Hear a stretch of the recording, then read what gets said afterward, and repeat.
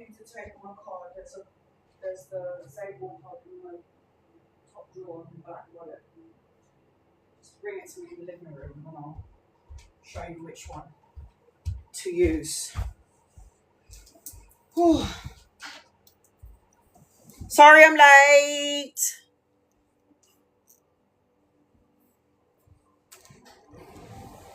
Sorry I'm late. I was talking to my big brother and, you know, he needed me. Everybody needs me. How's everyone doing? I couldn't be bothered to do my hair this morning. I was just like, no. It's only SuperFan Live, so it's fine. Ooh. How is everyone doing? So much to talk about, huh? I'm going all over the place today, to be honest. Hey, Pam. I'm going all over the place. Am I on SuperFan Live?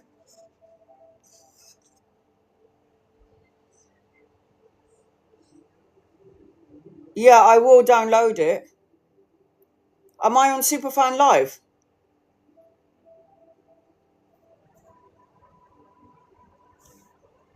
Is it a SuperFan Live? Should be.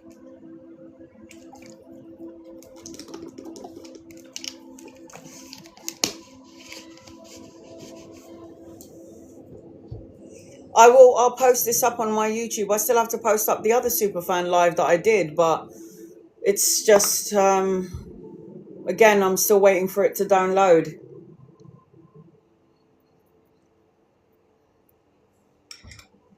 Just going to wait for a few more people to come into the room. I'm a bit late. I said I was supposed to be on here at 1:30, but I was talking to my brother because he just... Oh, volunteer work. Oh, nice.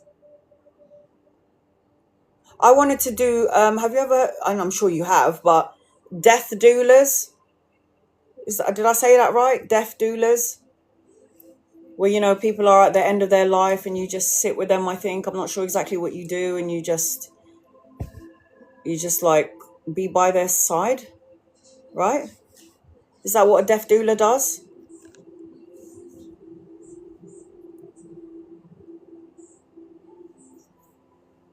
I love volunteer work, man. Volunteer work is just angels on earth. Hey, Marsha.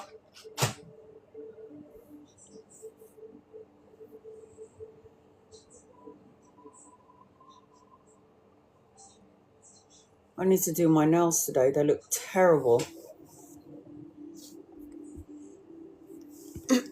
How's the weather where you guys are? Got a bit of sun over here, which is nice, as you can see.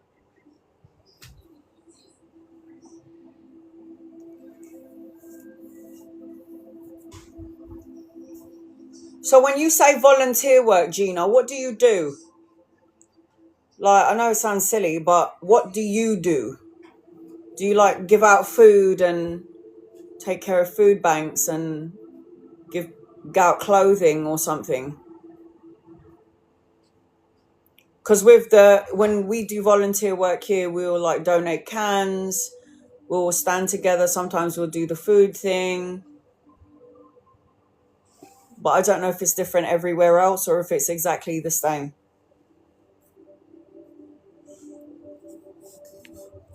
There's all these people that are liking my lives, but this is supposed to be a SuperFan Live. Marsha, is this a SuperFan Live, yeah? You know when you came... Oh, God. When you logged on, did you see SuperFan Live? I need to get rid of my cover. Give me 1 second. Sorry, guys. It's too hot. I hope everybody can hear me.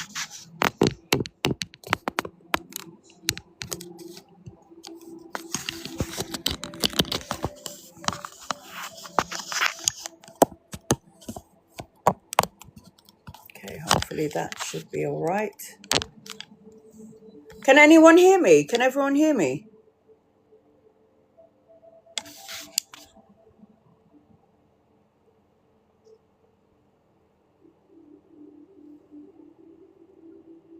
Oh, you can hear me.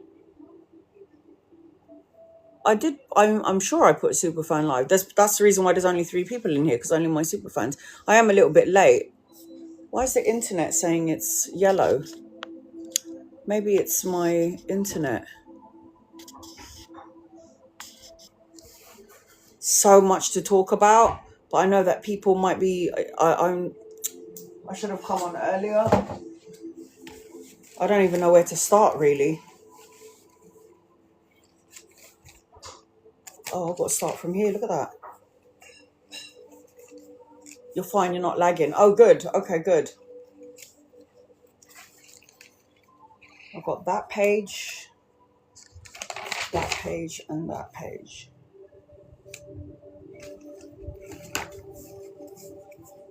Are you in the UK, Marsha? Or are you somewhere else?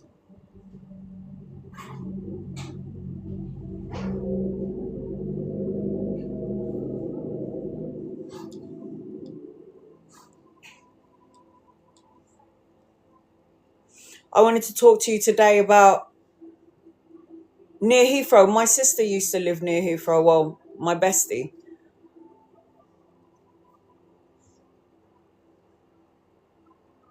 Yeah, my bestie used to live near Heathrow. I can't remember where she. It's been a while since she's passed away. So anything that to do with her, I kind of just let everything go. So I'm West London, and you're East, isn't it? I'm in East London. Yeah, I'm in East London. Like she would say to me, Anna, like my bestie used to say to me, so for parking, should say we pay like 50p for like 3 hours, and when you're here in London and you're parking, you'll pay like £2. You'll pay like £2.50 for an hour, and then £5 for 2 hours. It's actually £5.90 for 2 hours, like just up the road. If I go to Stratford Centre, it's crazy. Yeah, she would say to me, Anna, she'd be like, how much is your parking if you go like just in Stratford? And I'll say I'll pay like £2.50 in the parking in the parking lot in Stratford Centre. And then she was like, we pay 50p here, and we could pay 50p for like 2 hours. I'm living in the wrong area, man. Hillingdon. Yes, she's from Hillingdon Borough. Hillingdon. Yes, that's where she's from. That's the one. It's just wrong, man. It's wrong. So if we was to park in, if we was to park in Westfield, Westfield, right, in Shepherd's Bush. So if we was to park in Westfield, Stratford, I'm so far from that borough. So Westfield. You've heard of Westfield, obviously, right? So there's Westfield in Shepherd's Bush, and then there's a Westfield here in East London. If we was to park in Westfield, and you can stay up to, I think it's 3 hours, and it's £8.90 for 3 hours. That's my closest, yeah, in Bush, yeah. It's like £8.90. You can go over if you stay there over 3 hours. It's like a joke. Oh, and by the way, I have to pay to live on my road. So every year they'll take out 150 quid from my account just to park on the road that I live on. And then you got your road tax, and then you got your car insurance, and then you've got your MOT. It's all bullshit. That's not actually too bad from the area that you live in. Wembley is worse. Really? Yeah, but Wembley, they have the football stadium there, don't they? So that's probably why it's worse. Yeah, but think about it. They've got Wembley Stadium there, don't they? Hey, Irene. Hey, Ray. Hey, Miss Lotus. We're just talking about parking. We're just talking about parking in the UK, and it's sacrilege. Hey, Diana. Could you imagine you have to pay to park your car where you live? your whole life. Who's heard of this ever? My friend said they're doing something similar in Lewisham soon. Who's ever heard of this? I bet you everyone in the USA is thinking these people in the UK are crazy. Any way to make money, innit? Like, I bet everybody in the USA, you can park in front of your house and you don't have to pay for like road tax. Or maybe you do, I don't know. I have to pay £150 every year to bloody park on in front of my house, and I live here. What bullshit is this? No, we do not. You see, I need to go to the USA, man. I need to go to the USA. It's so bullshit. And they did something in the UK. I don't remember when it started, but they do this thing called, so there's a zone. So every road that we drive in the UK, usually it's 30 miles an hour. Now we have to go at 20 miles an hour everywhere you go. No, but our taxes are probably higher. Probably. Are you in the USA, Irene?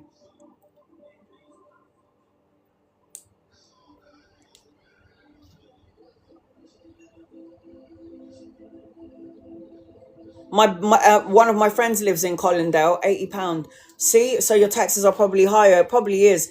Us UKers, we don't notice our taxes because they take it out of they take a portion. So every time we have a job, every time we get a job, they take a portion for the taxes. So we don't notice it.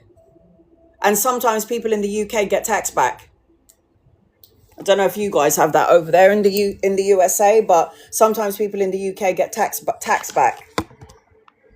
So this is what they've done now in the UK. So I've been driving for about 8 years, and 8 years ago it was good. Like the roads, every normal road would be like 30 miles an hour. Now after COVID, they changed everything. Every road is like 20 miles an hour, depending on where you are. If you're in the country, then you can speed a little bit. But it's 20 miles an hour. So let's just say, for example, I'm driving on a road that's completely clear and there's a secret camera hiding in the bush that the government has put up there.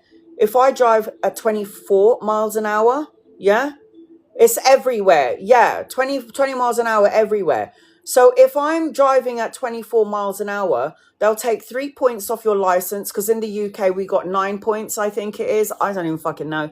They'll take 3 points off of your license, and then you will have to do a test, a course, because I went 4 miles above the actual speeding limit. Okay. And then you have to pay a fine of like 230, 150 quid or some bullshit like that. I know! That's how they made money back from us in the UK. Because everybody is used to, for the past, fucking 50 years, since my father was driving when I was a child, every road is like 30 miles an hour. Every road now is 20 miles an hour. They know that you're going to go a little bit fast. I went 4 miles more than the speeding limit. Town is 30 miles per hour. Country roads is 55.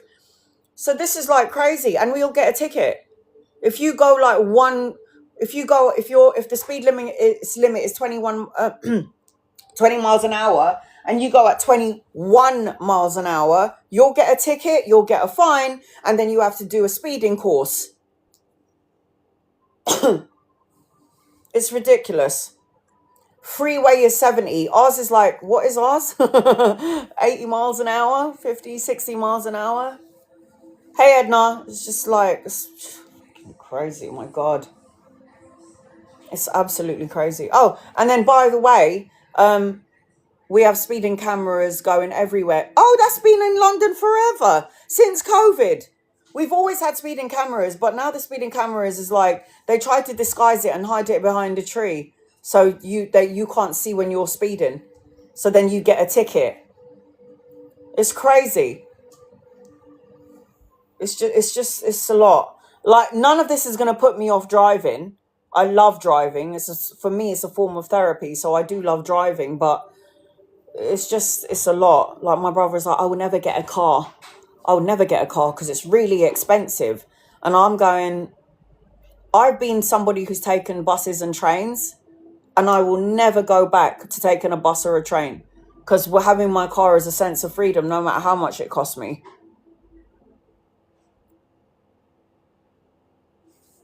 It's just, everything here's just got really bad. I can't live without my car. I don't care how expensive it is. I don't give a shit. I don't care. I love my car. Sometimes when I get on the train or I get on the bus, like there are people on there who's like opening their mouths and they didn't brush their teeth, or people who's got like BO because they didn't bother to wash themselves. And I'm just like, and then you imagine smelling all of that in heat while you're in the train at 6 o'clock in the morning, and you're packed like sardines in this tuna can, which is the train. And then you're on your way to work and you feel like you want to die and you can't breathe and you feel sick.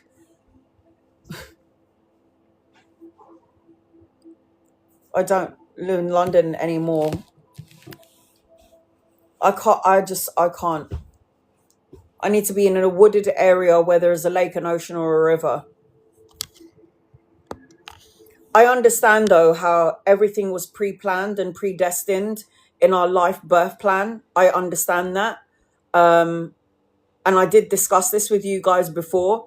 If my mum ever chose to live in America and I had my condition, apparently with how much do they charge? How much is an open heart surgery in the USA?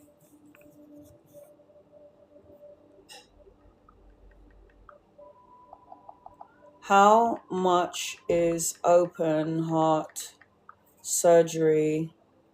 What in the USA? No fucking way. Between 70,000 and 200,000 without insurance.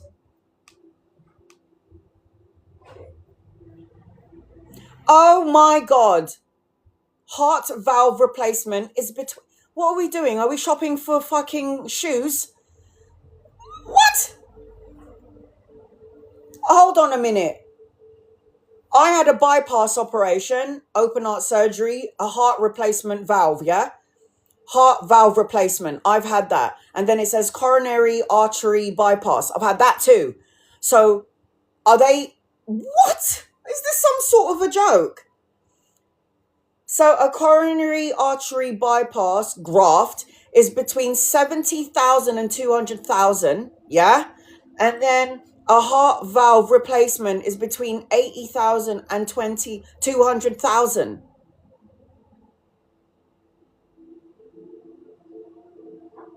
Now, could you imagine, yeah, if my mother and my father chose to live in the USA and I have to have 4 open heart surgeries, or I had to have, and I have a 5th one to come up at some point, how are we going to pay for that? I don't know how we would pay for that. So how weird is it that in my pre-birth plan, it was like, oh, we can't live in the USA because of my heart condition, so we got to live in a country where they take your taxes from your wages from the moment you start working at 16. GoFundMe. And that's not including the doctor. I know. So it's got to be upwards to what, 350, 400,000? Like that's enough to purchase a house, by the way. Like you want to buy a 3-bedroom house in the UK in London, you're going to have like 500,000. If you want to buy a 1-bedroom house in London, or a flat in London, you're literally going to have at least 250,000, 300,000. I know, it's a joke. And you'd probably end up spending all that money for a tiny little box room, a tiny little living room, no garden. There'll probably be a balcony if you're lucky. And this is in UK. That's why everybody's leaving the UK. You have to pay insurance monthly. Then for a procedure, you pay your deductibles, which sometimes... Nah, this is absolutely insane. This is insane. That's why there are people dying out there. There's a book I have up here. What is it called? Angels in the OR. Where is that book? It's called Angels in the OR. Angels in the OR. Where is my book? Angels in the OR.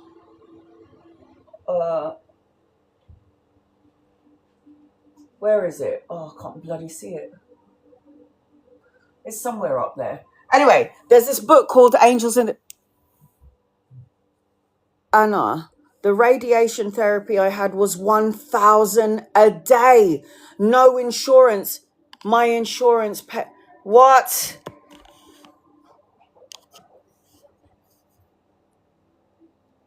This is like 200 a day. I had 25 treatments. When I was in the Royal Brompton Hospital, and I had my 4th open heart surgery, the last one I had when I was 31, there was an American woman in the bed next to me, and we started talking, and then she said I wasn't able to afford the cost of operation in the USA, so I had to come to the UK. And I was like, really?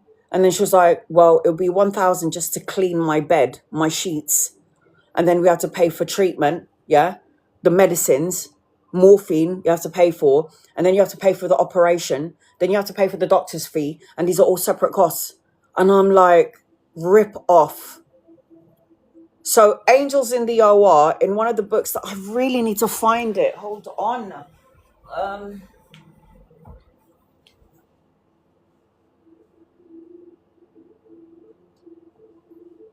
Where is it?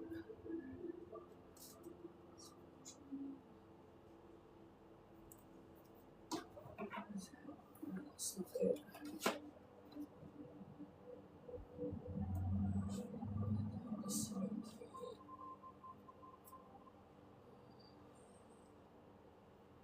I can't believe I can't find it. Where is my book?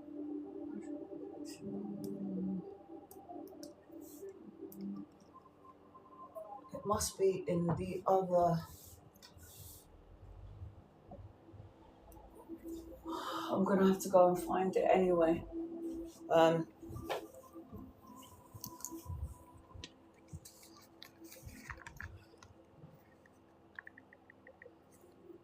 I can't believe the cost of it. This is like heartbreaking.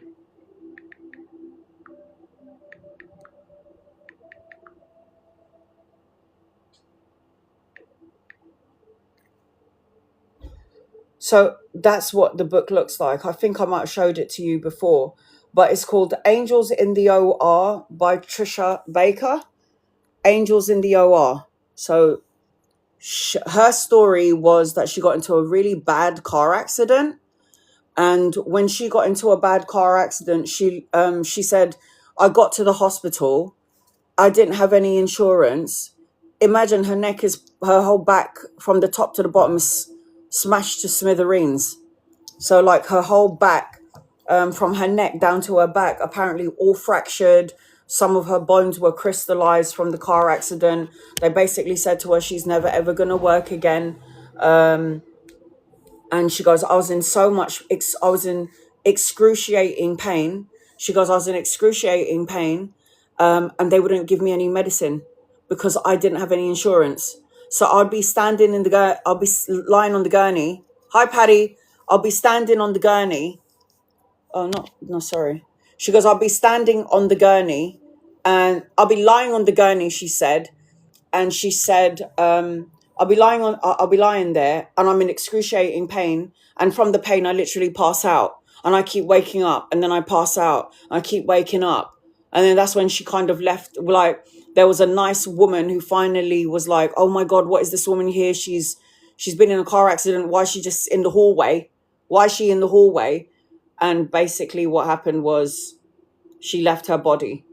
And she said, when I saw the angels operating through the doctors, because they put their hands into the doctors and they were the ones that were operating me. It's actually the angels that were operating through the doctors.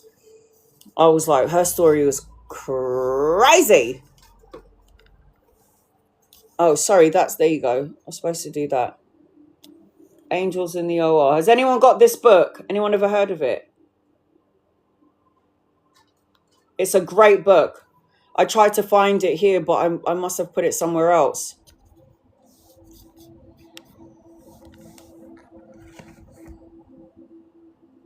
My DNC procedure was 9,000 plus.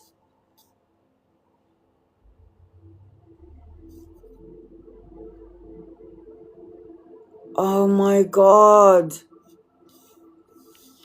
That's fucking crazy. Sorry. We need to start learning how to heal ourselves, everybody in the room. We need to try to stop depending on these people who take out all, because with the power of the mind, we can heal the physical body. Dr. Joe Dispenza, with Becoming Supernatural, says that. They told him he'll never walk again. They told him that. And that's why the powers that be are trying to dull down our supersonic senses so we'll never ever need medicine ever again. And they do this through watching the news. They project things into your eyes, into your ears, that makes you feel a certain type of way. So this is why I do what I do. The body will heal itself from ailments and illnesses. We just have to get out of the way. I am not saying, no, you know what? I am saying it. I am saying it. For fractures, broken legs, we might need to have like a cast. But for Dr. Joe Dispenza, if you go and listen to his story, hospital fees are very expensive there too, Miss Lotus. I'm sure it is. So what I believe, the power of the mind, if you can visualize like your whole body and talk to your body, or a part of your body, and have a connection with the physical body, have a relationship with your lungs, have a relationship with your heart, have a relationship with your kidneys, and have all organs of your body, and you actually have I know it sounds crazy, have an individual connection with those parts of your body, and talk to the body and say, okay, speak to me, lungs. What do you want me to know? Speak to me, heart. Show me an image. What do you want me to do? What do you want me to know? And then you'll hear the voice of your internal body telling you, you need to have some honey. You need to scream into a pillow to get out frustration. You need to walk 20 minutes a day and then run. For the first week, you need to walk for 20 minutes every day for 1 week. Hey, Gemma. And then for the second week, you need to start speeding up the pace.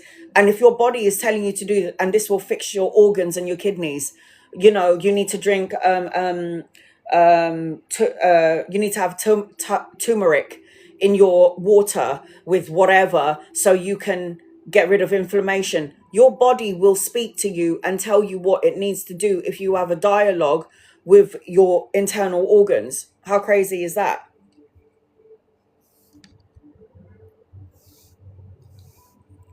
So do I believe that we're going to evolve so far up in the future? Hopefully we're starting already, but do I believe that we can evolve so high up that we don't need medical, but just meditation and communication with our own physical bodies on what we need to do? It's crazy. So there's a lot of subjects that I wanted to cover today, but obviously I'm going to wait for a few more people. I'm so sorry I'm late. I was talking to my big brother. And plants help. Going out in Mother Nature helps. All easy things to heal the physical body from all ailments is simple things that we don't even bother doing. We don't even bother doing. We just don't bother doing it. Do you know I've got it. I want to talk about food. I'm going to break away into a lot of different segments today. Get your coffees and teas. Go make your lunch and put me in the background on loudspeaker, because I've got so many things that I've got to talk about today. Devils, demons, hauntings, the Holocaust, vegetables and fruits. I mean, we're going into everything today. Endless possibilities. Did you know that there is a diamond shape in our body? There was a diamond in our body. That's what I've been doing with my plants. Gardening feels sacred. It is. The mind, how it affects the body. I mean, I'm going through so much. Social media. I want to talk about social media. I want to talk about balancing and harmony, about being in the garden. I want to talk about Oh my God, there's so many things that I want to talk about. Oh, there was a quote that I was supposed to write down. I posted it up today. Let me see if I can see it.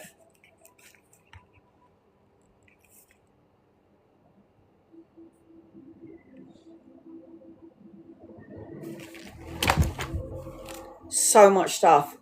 There's a diamond shape, an energetic diamond in our body. I will explain that later on.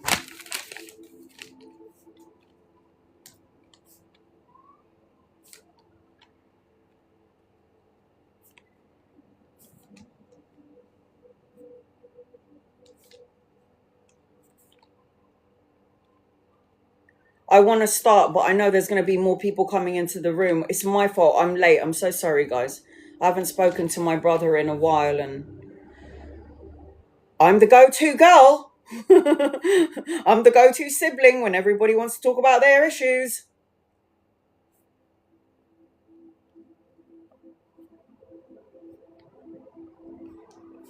Hey, Yvette. I got to wait until there's I think there's 20 people or 25 people coming in, because I don't want to repeat it. Because there's too many things to cover today. Get your notepads and pens, girls. Because I got so much shit to talk about.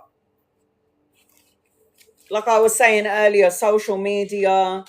I wanted to tell you about this quote. I want to talk about toxins in the body. I want to talk about social media. I want to talk about devils and demons. I wanted to talk about hauntings, experiences of what I just heard a couple of days ago. I want to talk about the diamond shape that we have in our body, like energetic diamond that we hold in our body. I want to talk about the Holocaust, karma. I want to talk about endless possibilities. I want to talk about there's so many things that I want to talk about. It's just so much stuff. All the stuff that I learned, that I read, that I educated, and I was like, "Ooh, I'm going to talk about this. Ooh, I'm going to talk about that." And then obviously I go back and I do my research, and then obviously I always say to you guys, don't take my word for it. Do your research as well. So I do want to get into it, but I know there's going to be some people coming to the room. I know it's just totally my fault because I came on late. I don't even know where to start. I think I'm going to have to start with a conversation that I had with my bestie the other day. Oh, Lord of mercy. Just, do I even start? It's just like, okay.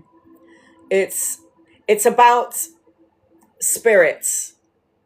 Has anyone ever encountered a spirit or ever entered into what you felt was a haunted location? Anybody? If so, I don't have to tell my story yet. Please write about it, and then we could talk about your experiences, so I can wait for a few more people to come into the room before I tell you what happened. Please tell us about it. Because if you're talking about your story, I can wait for everybody else to come into the room, because there are only 12 of you. And the last time I think there was like 28. And I know there's more people to come in. And I don't want to start what I have to say until everybody's here, because I know I'm going to post it up on my YouTube. I'm still trying to download the other lives that I've done. But I would love to hear about your hauntings and how maybe it affected you in some way. Look, Jess has entered the room. See, there's still people coming in. So I can't start yet.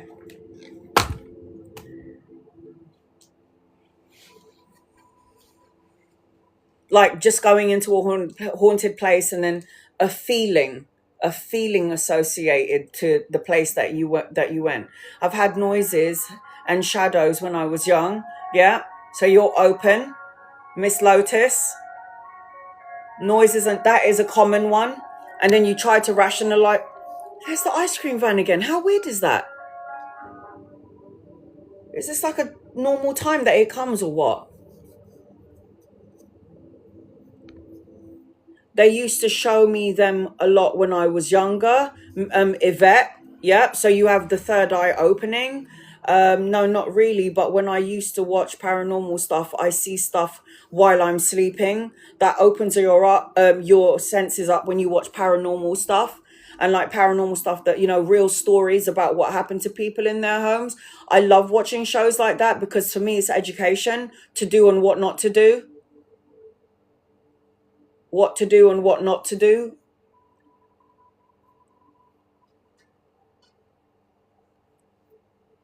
So much stuff.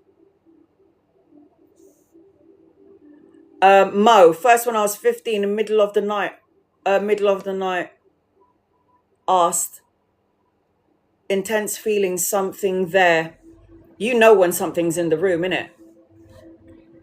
I see orbs and black figures in the corner of my eyes. I hear sounds now. I open my eyes and apparition of a young child and saw an apparition of a young child. I saw the devil.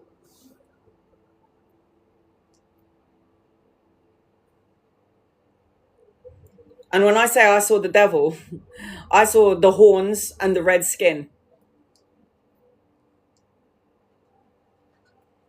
The hospital I trained at. Hospitals. Oh my God. Hospitals. The hospital is more haunted than a gravesite, than a graveyard. The hospital I trained at, I used to see dark shadows of persons walking by. Because I want to talk about spirits as well, ghosts. I used to see like half man body, half demon head watching me sleep. I've seen the devil in my ex-husband. Yeah. Okay, we'll start off with talking about spirits because I wanted to do that anyway. I believe my daughter wasn't born yet. I don't think she was born yet. Or was she? I don't think my daughter was born yet. I saw a 3-year-old girl in her 1900s clothes in the graveyard. Love that. This is it. We are all seers. I will see them pass by, Edna, and feel a breeze. Right now, I have a kitchen drawer that's open on its own. Oh my God. They're always drawn to light beings. You do know that, right?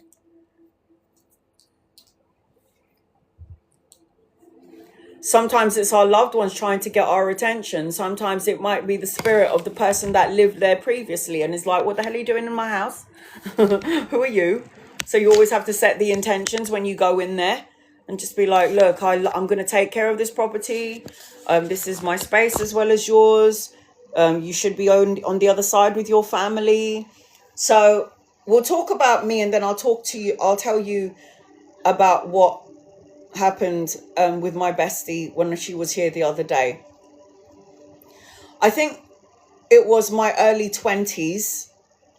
So I believe that my daughter wasn't born yet. And this was in my last house that I lived in for 20 years. It obviously wasn't that scary because I still lived there for 20 years after I saw it.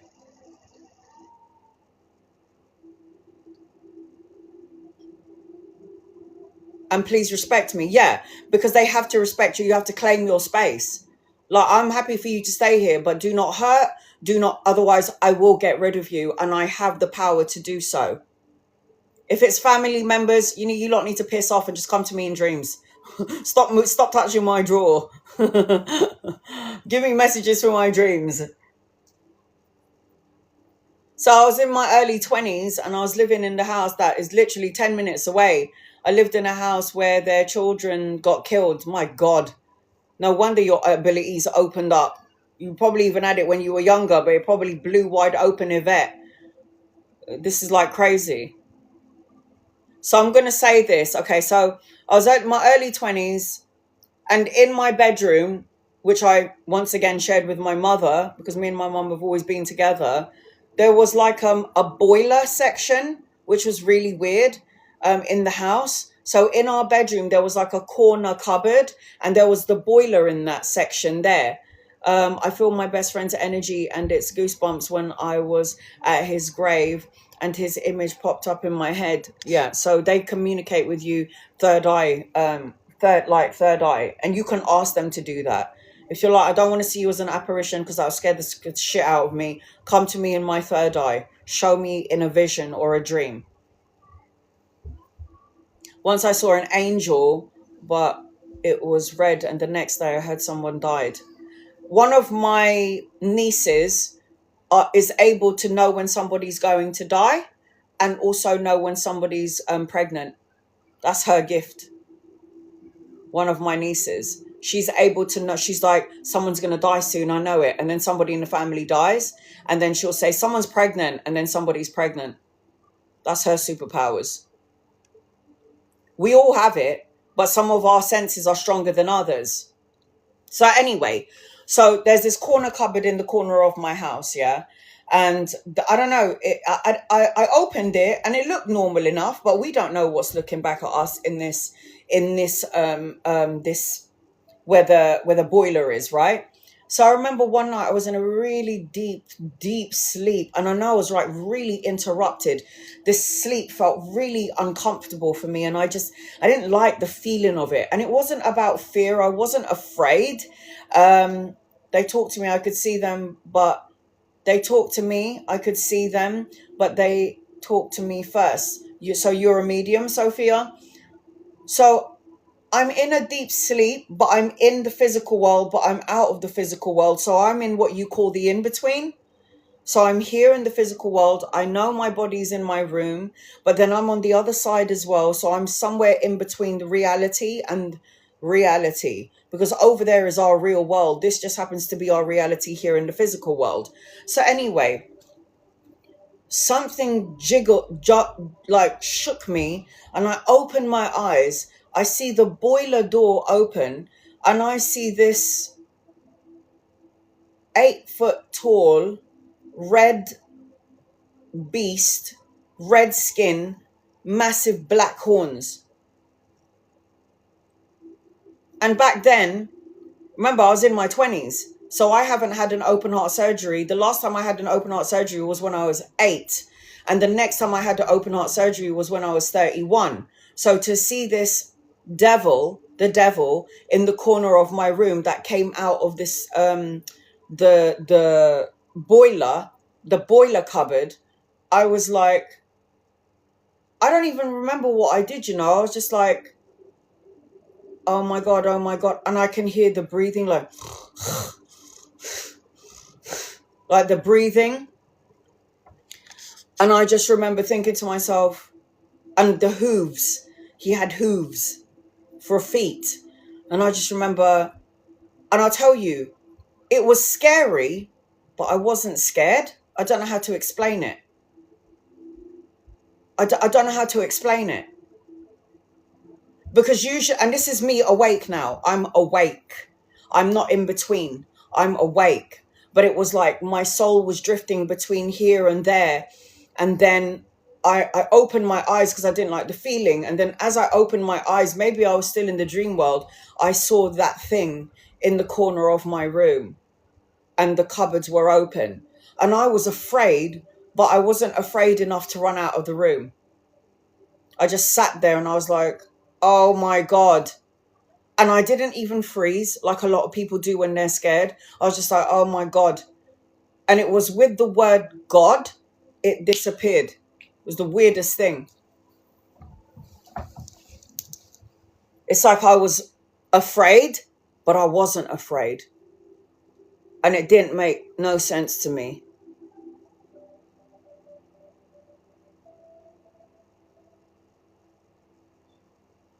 I heard jingle bells outside my room. You're a clairvoyant, a clairaudit, so you can hear. Miss Lotus.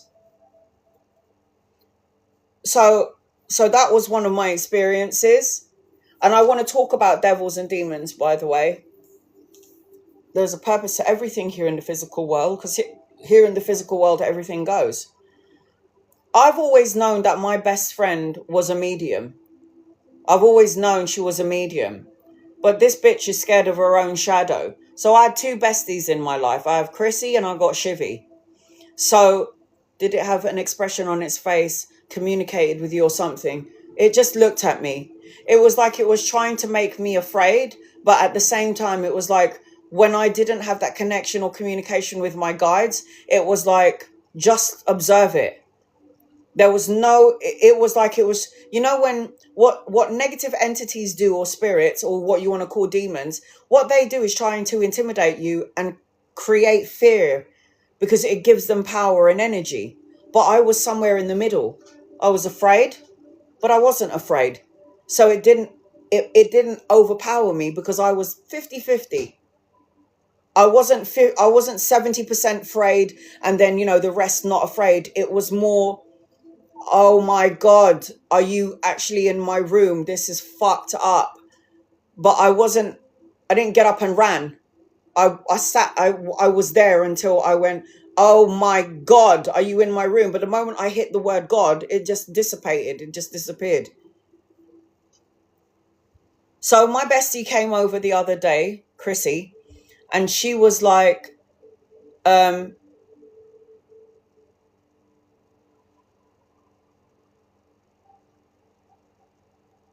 that's why this is what I have been talking about for the past 6 years on TikTok. The more fear you have in your body when you see something as scary as that, you give them power and you are relinquishing your power. You stand your ground. Because remember, if the devil exists, God exists. And if God is our Father, you are God in human form. So you will overpower the dark every time. But it will try and implement fear. So anyway, so my bestie comes over and she's working in a building, yeah? And I've always said to her, for years I've been reading for this girl. Years I have been reading for her. She got a reading from somebody that read for me. And this guy was like, you're a medium. And I was like, I told you, you are a medium. You have it. Now, the problem with mediums who know they have it, but who try to ignore it, it's going to get worse. You will get sick. And she was like, she's scared of her own shadow. Like she would talk about her little one who's like 9 years old would be saying something and her daughter would be looking behind her at something and she'd be like, oh my God, what are you looking at? What are you looking at? And she's freaking out. And I'm like, you need to grow some fucking balls because you're the mum. Yeah?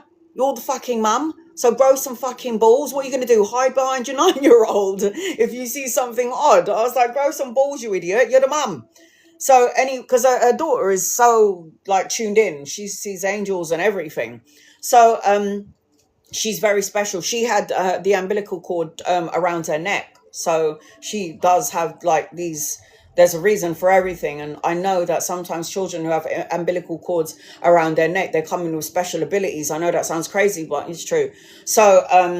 So she's coming here and she's like, I got to tell you something because you're the only person that I think I can talk about this with, aside from everybody in my building. And I was like, okay. And she was like, so in my office, so we've got this massive long hallway. And then on that end of the hall, there's like where you can hang your coats and then a kitchen. And then on this side is like the toilet. And then somewhere a little bit back here in the hallway, there's like the office. And then at the end of the hallway, when you turn right, there's like a stairs that go up to this place where they do teaching. And I'm like, all right. And then she goes, everybody there already can feel that there is a frequency in this place. And, you know, there's always one person at work that you don't really get on with and whatever. And the person that she didn't really get on with, she was like adjusting her bra and she took out all of these crystals from her bra. And I was like, oh, so she knows. That's all I said. Oh, so this person that you're talking about, she knows about crystals and spirituality and how it protects your energy. But I didn't piece anything together because she's giving me bits of this information. So my bestie has been signed off from work for 2 weeks, third week next week. So this is what happened to her. She said, I know that place is haunted. I know it is. And everyone there has experienced something in that workplace. And I said, get to the point. So she was like, so many things have been happening to me. And I'm like, And she's going, and I'm just like starting, I don't like it. And I'm so scared of it. And I'm afraid of it. And I go, so what happened? She goes, one day I was in the kitchen, and our microwave is like a mirrored microwave. She goes, our microwave is a mirrored microwave. There's no one in the building. It's just me. It's 8 o'clock in the morning. We're just getting started. I wanted to get in early so I could get my work done. And I'm like, why the fuck would you go into work when there's nobody in there? You out of your mind? That's all I was thinking. And then she was like, so I put my food in the microwave. I closed the microwave, and I see a man standing. I got goosebumps. I know I see spirit as well, but it's like the way that she described it and the way that I saw it in my mind's eye. I was like with her. I was her, because I become you. I'm you. I am you, and you are me. So when she was saying this, it's like my guides are showing me a fucking visual. So she's like, I closed the fucking microwave, and I'm looking in the microwave, and there's a fucking man standing behind me. And she went, oh my God, oh my God, oh my God, please go away. Don't hurt me, please don't hurt me. And then she looked back and there was nothing there. That's one. She would say things like, I'll be talking to my colleague. So me and my colleague are standing next to each other, and there's a colleague in front of us. And we're talking to this colleague in this creepy hallway, which I was talking about, because that's where all the action seems to be going on here. Obviously, because that's a hallway where spirits are coming and going. So, and there's no windows in this space, right? So she's going, we're talking to, let's just say Chrissy, and then there was like, I don't know, Sonia, and then there was like Angela, yeah? So Angela's standing here, me and Sonia are standing here, and Sonia's going to me, oh, okay, yeah, all right, cool, Angela, all right, cool. And then Sonia's going to my bestie, shall we go and get some tea? Let's go and get some tea. So they walk away, and Sonia goes to my bestie, did you see what was standing behind her? Did you see the black shadow, the wavy black shadow? And she was like, oh my God, I thought I was the only one that I saw that. I thought I was the only one who saw that. That's what my bestie said. She was like, no. She was like, this place is so fucking haunted. It's so fucking haunted. So that was another thing. And then she has a man who doesn't believe in God. He doesn't believe in all this woo-woo and all of this is bullshit and whatever. And I always say, you don't have to be a believer to believe, but if you don't believe, they will make sure that you will experience something, so you will turn and start to question your reality. So this guy who's a proper Cockney, like, yeah, man, let's go to the pub. I think he's French, but he comes across like a Cockney sort of a guy, but he's a French guy. And he likes a bit of his wine and, you know, his alcohol and what have you. And then it was him and Chrissy in the building. So he's at the end of the hallway and she's in the office. And then he's going, he can hear like high heel shoes upstairs. And he's like trying to calculate where the footsteps is upstairs. And this is the non-believer. And he was like, how can somebody be in that part of the fucking, right above my head? How can anyone be that there? It's a blocked and enclosed place. Why would anyone be walking there? So he mapped out the upstairs in his head. And he goes, there's no way in hell that somebody should even be walking up there. So he's at the end of the hallway and he turns like this and he's going, Chrissy. And she's going, yeah. And she's in the office. Are you upstairs? She's like, no, I'm here. I'm in the office. And he was like, he walks to the office and he sees Chrissy and he's like pale as fuck. And he was like, I just heard footsteps upstairs. And this keeps on happening to him. And he's been promoting that this is bullshit. This is fake. You lot are just crazy. And then he had his experience. Now, the problem is he always found it really annoying when Chrissy was wearing her high heels and walking around with her. So he thought it was her. So this spirit knew how to antagonize him by using the clicking of the high heel shoes.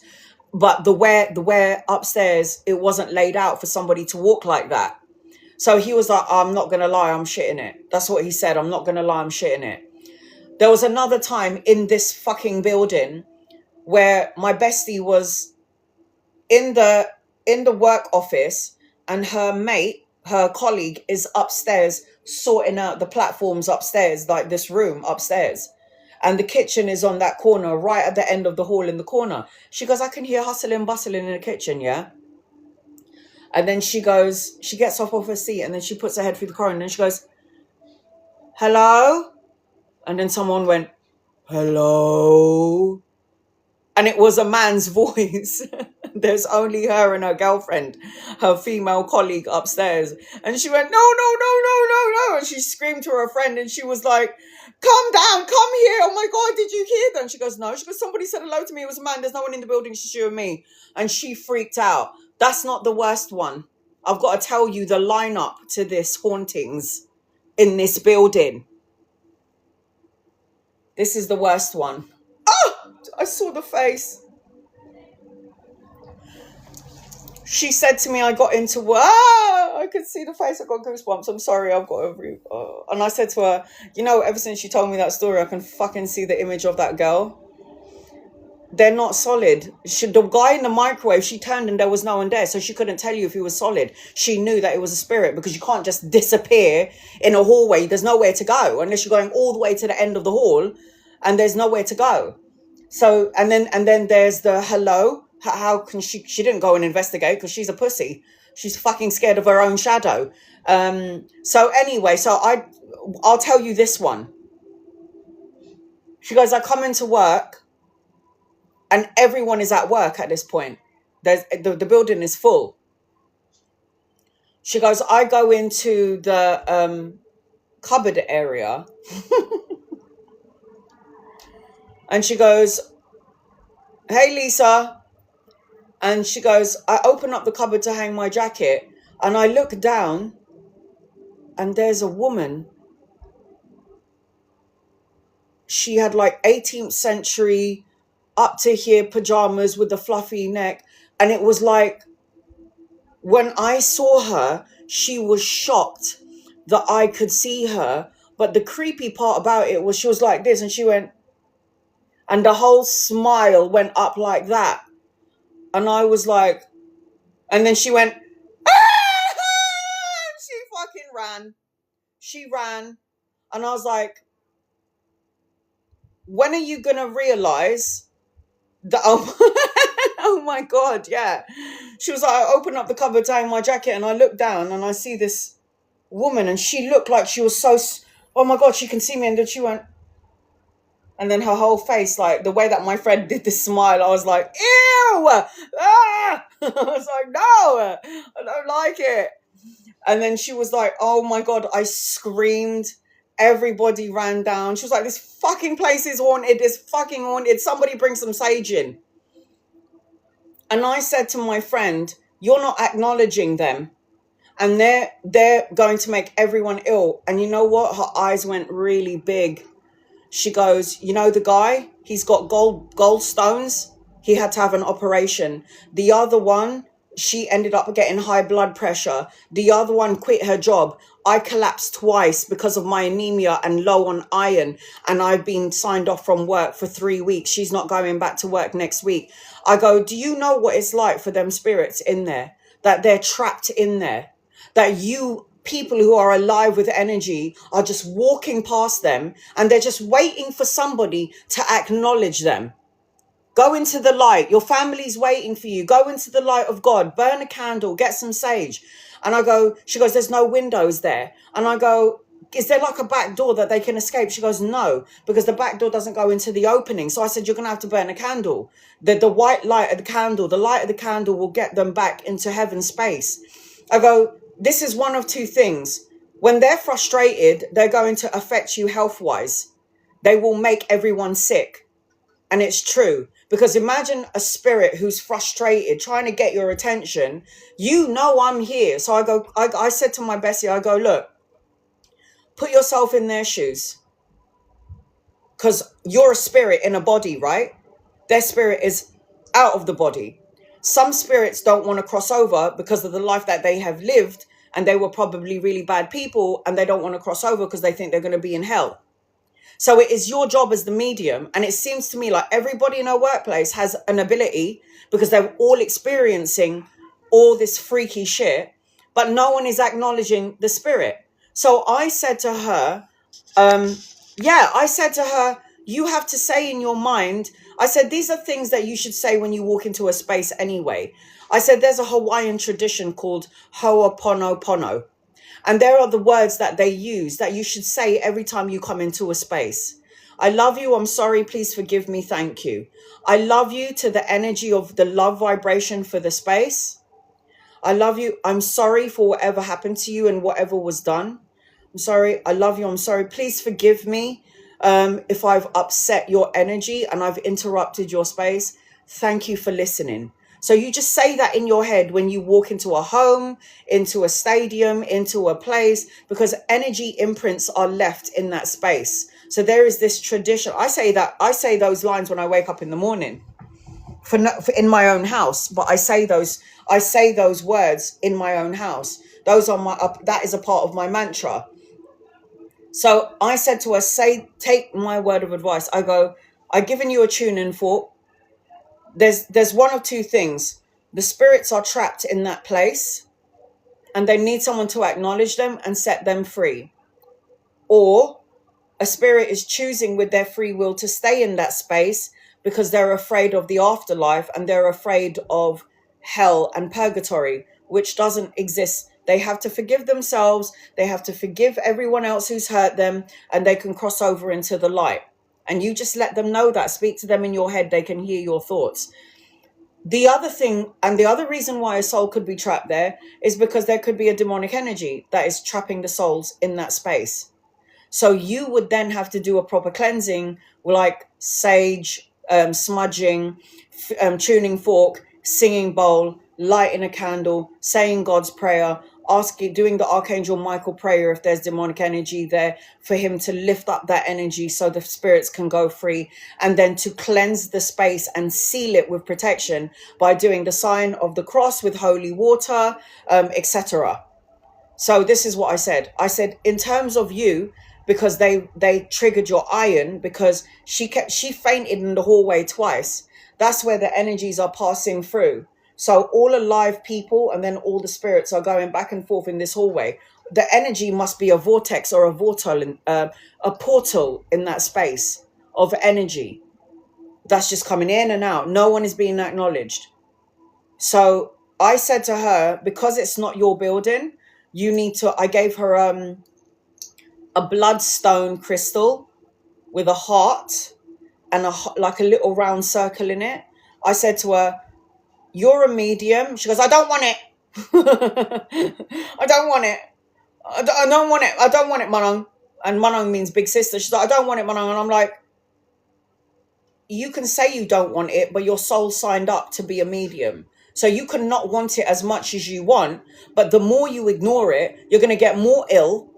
Yeah. Or once you acknowledge them, go, what do you want? Do you need me to give a message to somebody? Tell me what you want. Tell me your story. Telling your story will set you free. Let me hear it. Let me visualize it. And once you say that, you'll start to feel light of energy and free. But she's like, there's a heavy energy when I go there. That's what she said to me. Said, if you want me to cleanse the space, let me know. I haven't left my house yet in 8 months since my mum died. But I was like, if you ever get so desperate and you need me to cleanse the space, let me know. I was over visiting my boyfriend and was the only one in the house. Literally heard someone walking. Yeah. Because the veil between our world and the spirit world, which is where we originally come from, because we're going to go back there when we die anyway, it's not so thin. Because there's different times and dimension in this moment here and now.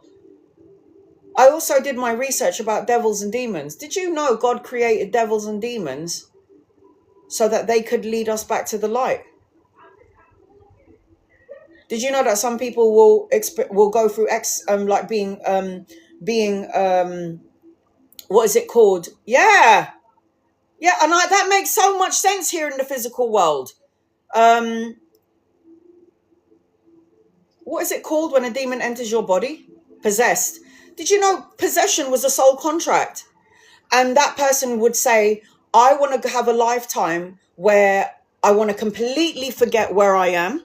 Like I want to completely forget that I came from heaven. Yeah. I want to completely forget that I came from heaven. I want to be so non-spiritual. I don't have a religion. I'm a complete atheist and don't even have room for it. But I would also like to have experience of being possessed, because I would like that to lead me back to the light. And I'm like, that makes so much sense. That made so much sense. And there's another reason why possession as well, to get everybody outside of you to go back to God, because you start coming together, saying prayers, and you come together, you connect to God, you connect to Jesus, and then a light-hearted energy. Everything negative, dark or evil was created to go back to the light. It was the craziest thing, and it made absolute sense to me. I don't know if it will make sense to you, but remember, God is the creator of everything. Everything. In the human world in this world where we live, everything and anything goes, right? We hurt our children, we go to wars, we kill each other for less than a tenner. We'll kill family. It's like conflict, war upon war. Men create more, men will bring problems because of their ego and their free will, which creates problems, affects millions, isn't it? You never see a woman going off to war, do you? It's always a man going off to war. So it's a man with his ego will cause problems which can affect millions of people walking on earth. It's because you're giving you have free will on the other side, even when you die. So a haunted location, that spirit, God loves you too and gave you free will to stay in the world or to cross over. If you choose not to go over, then it's because you choose your free will. You have free will even in spirit. It's a balance of good and bad. God gave us the right to choose. It's up to us to do right. 100%. 100%. So when I did my learning and I realized entities, negative demonic energies was created by the creator, because that's a way of getting back to the creator. So you have to go through the dark, and then you pierce your way through the dark and you go back into the light. Now that makes sense. So I get it. I was like, my God, that is so right. That feels so right to me. So it's like, okay, so we do have the power then. We do have the power to either let it overtake us, fear energy. It's very important that you're mindful of what you say and what you think and what you feel. It's really important that you do. It's like, watch your mouth, because you're co-creating with every word that you speak. And if you add an emotion to it, that's even worse. So when I was doing my research, I stumbled upon this woman and I couldn't pronounce her name.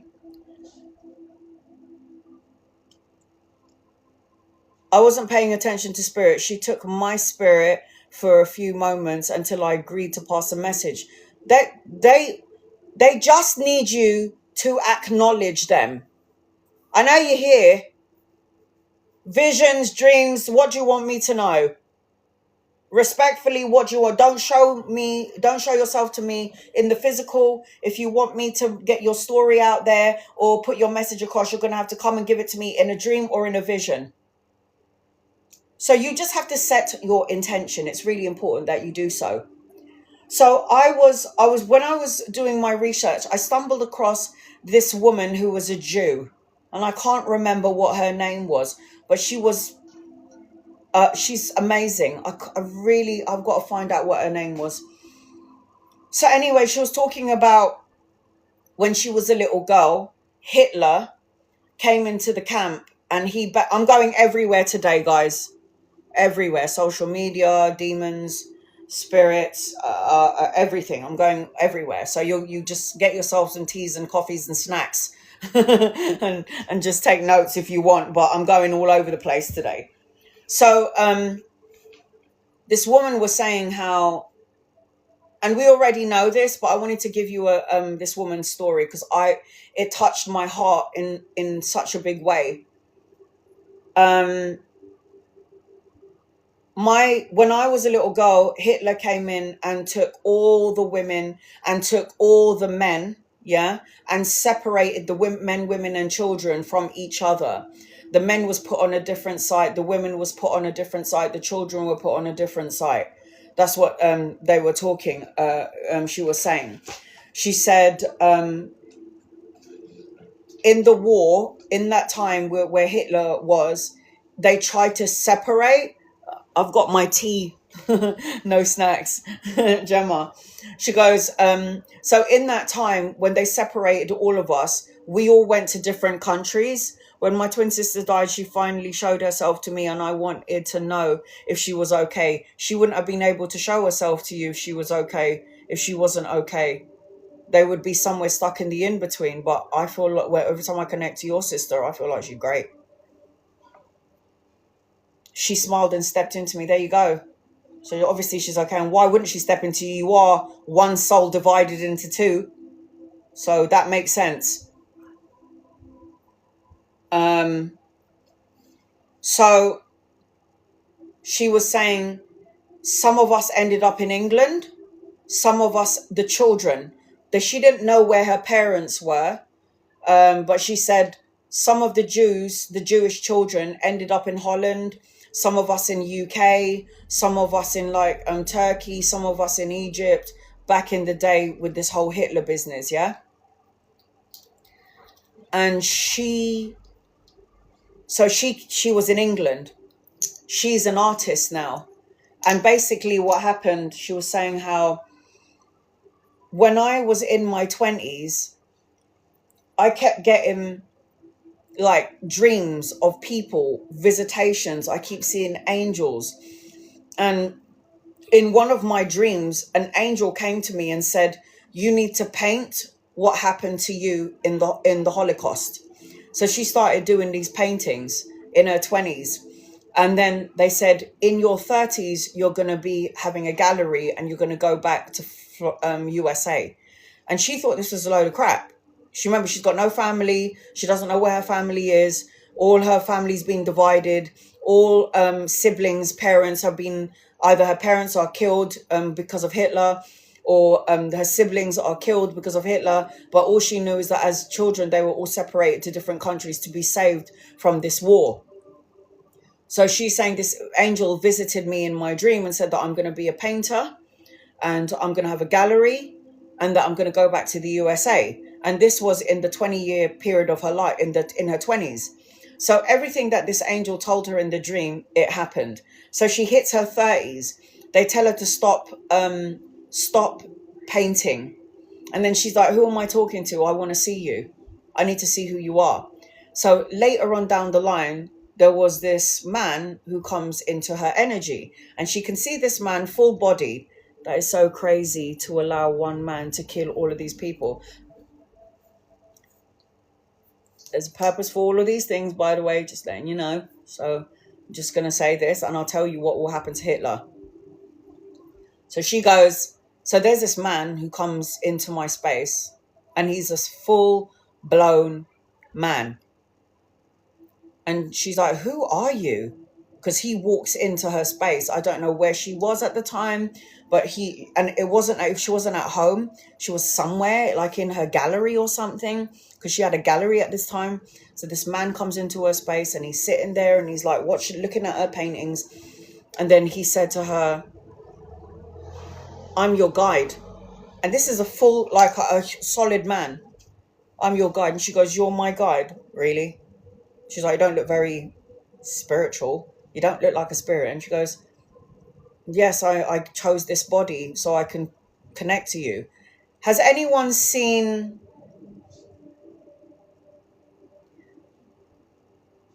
Brad Pitt when he was deaf?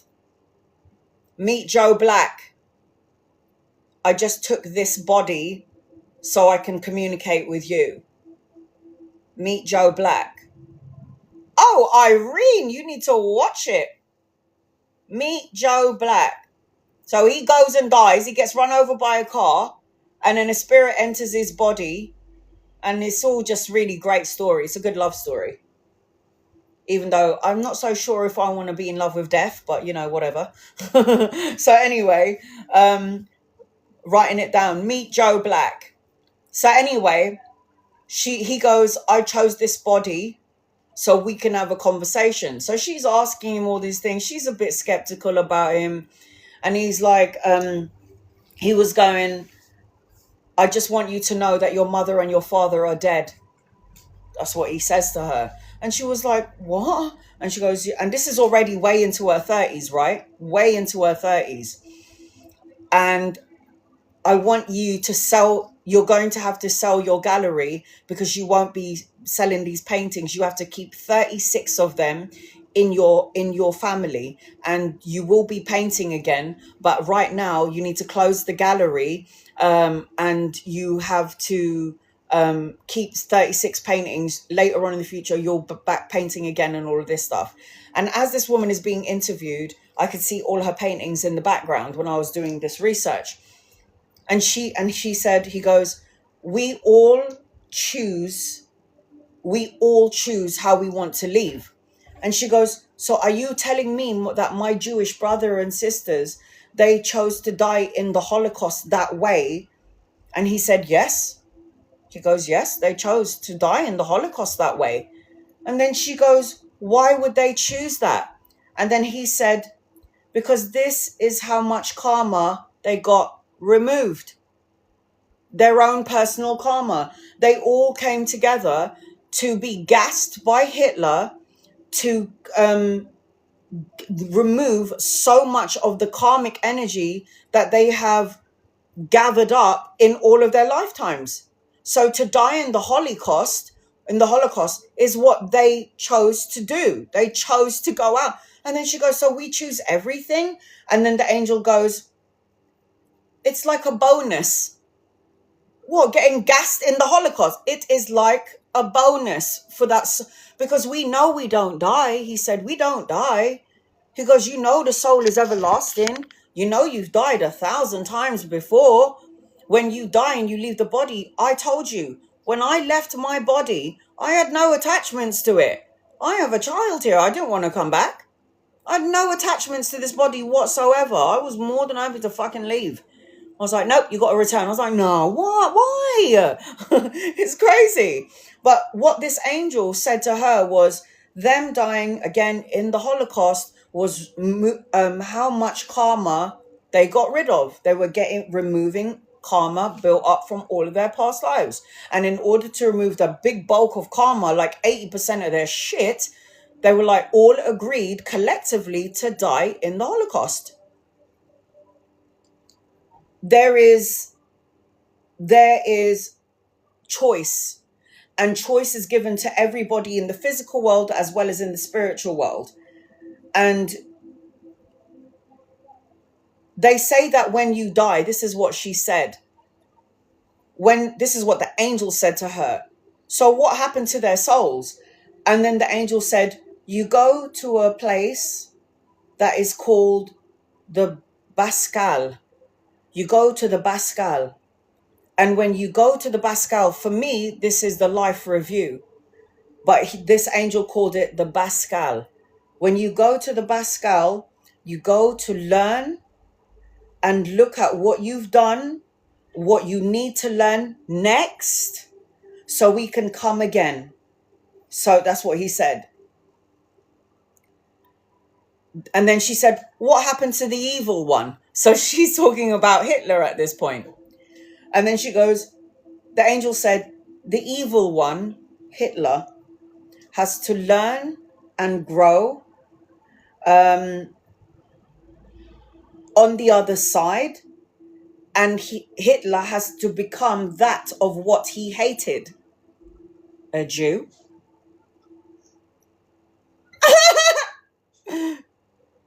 He has to now become that of what he hated. So remember when I said to you lot, if you're a racist to black people and you're a racist to white people, or you're a racist to whatever race it is, you know you're going to have to come back as that color, right? You're going to have to come back as that race. And if you don't like gays because you're a gay boy and you're this and you're that, you know you're coming back as gay, right? You know, if you're a rich asshole and you're evil and you're so like up your nose and you don't look at poor people because they're beneath you, you know you're going to be a poor person, right? Karma. And this is how he put it. You can only learn by wearing the shoes of another. Why do you think we have that saying, walk a mile in my shoes? You'll never know what it will be like. You'll never know what it would be like to be a slave. You know, you have to walk in their shoes. You have to wear the shoes of another, is how the angel put it. How beautiful is that? I like it. I like that. I don't look at karma as bad anyway. So all them souls that died in the Holocaust, all them slaves that died back in the days, they must have been that of what they hated in another life. Now they will experience it. How do you expect your soul to go? For me, that's devil energy, isn't it? The Holocaust, the slavery of the black people. Remove the skin, people. We're all the same fucking color. Our souls are all the same color. This is a temporary body to have this physical experience. Learn, grow, evolve.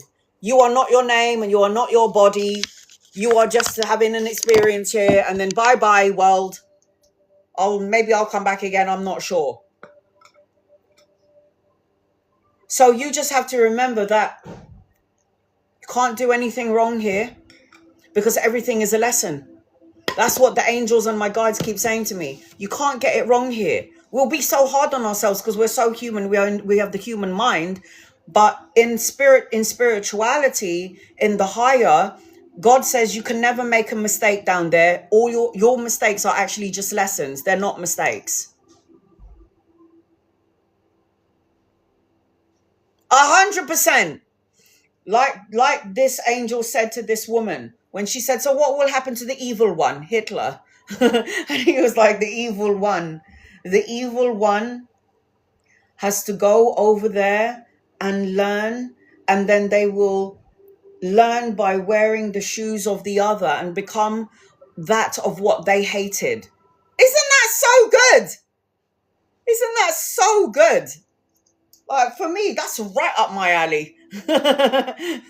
You have to ask yourself why though? Is it because you get more money, or is there attitude? No, why? I like seeing people win. What I've been shown from my guides personally was that there is enough abundance for the 8 billion people on earth. There's enough abundance to go around. I've said this many times. There should be no children in the world starving. How much food have you thrown away this week that you kept in your fridge? Well, fear, you're afraid. Afraid is a fear attachment. Fear isn't real. My brother's a Muslim and he's a little puppy dog. He's converted to Islam. You cannot be afraid of all Muslims because a few of them Muslims out there have been brainwashed. Because when I was working in the laundry, I met a lot of beautiful, amazing Muslim people. And Christian people who are lovely give other psycho Christians bad name. Psycho Muslims give all the Muslims a bad name. You can't judge all of our brothers and sisters by a bunch of morons' actions, because not everyone is like that, and they have a part to play. So them being suicide bombers, they had a part to play in this world. They have a part to play. That's why in the next segment of our evolution in this world, religion is not going to be enough. People are going to sway away from religion. So I'm going to have to say this, about 70% of my clients are Muslim. And my brother was quite surprised. And I was like, why? That religion, as beautiful as it may be and as tainted as it may be, people are starting to stray away from their religious beliefs because religion is love. It shouldn't be, this is your religion and you're separate from what I believe in. All religions are correct. That's what God told me when I die. But all you, my children out there, are adding shit onto it. There's what, 5,000 religions out there? Really? One religion, one God, one love. Uni means one. Verse is song. One song. Universe. So,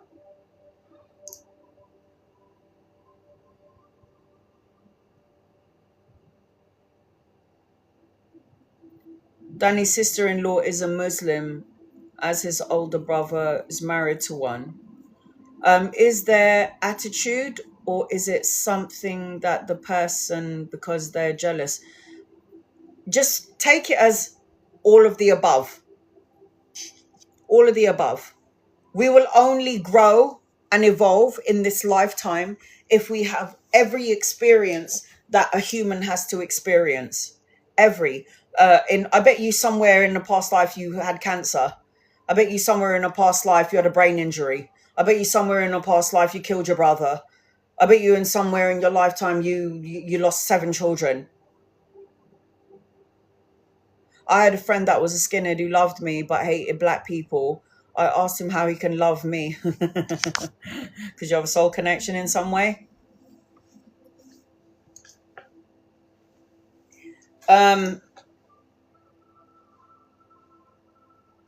You're different. Yeah, you have a soul connection. Hate is not going to heal Mother Earth. Hate will destroy Mother Earth and humanity. That's why everyone is waking up now. I must have been rich in a past life. Me too. But remember, you have to look at rich as in, are you on the street? Do you have no home to go to? Can you have a shower? So I'm definitely rich, but I need a little bit more so I can help everybody else. I also, there was also something about evolution is the process. Evolution is a process. Like so many endless possibilities to create everything that you've ever done, felt, and everything that you've ever been through. Did you know that? Has anyone ever heard of the Akashic Records? Does anyone know about the Akashic Records? There is like a book of life for everybody in the world. Every life you have ever lived when you were back in the war as a man, when you were a king in another life, queen in another life. So the Akashic Records is everything that has ever been spoken, said, thought, and done is recorded in the Akashic Records. It is a book. When I saw it, there was no ending to these shelves, these books, because everybody has many past lives, many past experiences, and everything that you are ever were, ever will be recorded into the Akashic Records, the book of life. And when we cross over to the other side, if you ever wanted to say, you could be like, I want to go to the Akashic Records. They will take you into this library, and this library would be filled with books all the way to the top of the sky that you can't see the end, and all the way to the end of the hall. There is no ending in this book, with the Akashic Records. So everything that you have ever done, everything that you've ever said, thought, will be recorded. And you go through all of these experiences that you have, and it will shape you in some way. Did you know you can also look into other people's Akashic Records, and you could even learn from them? There was, I don't hate anyone, I just don't know who to trust. Wow, I can go up and read. You can.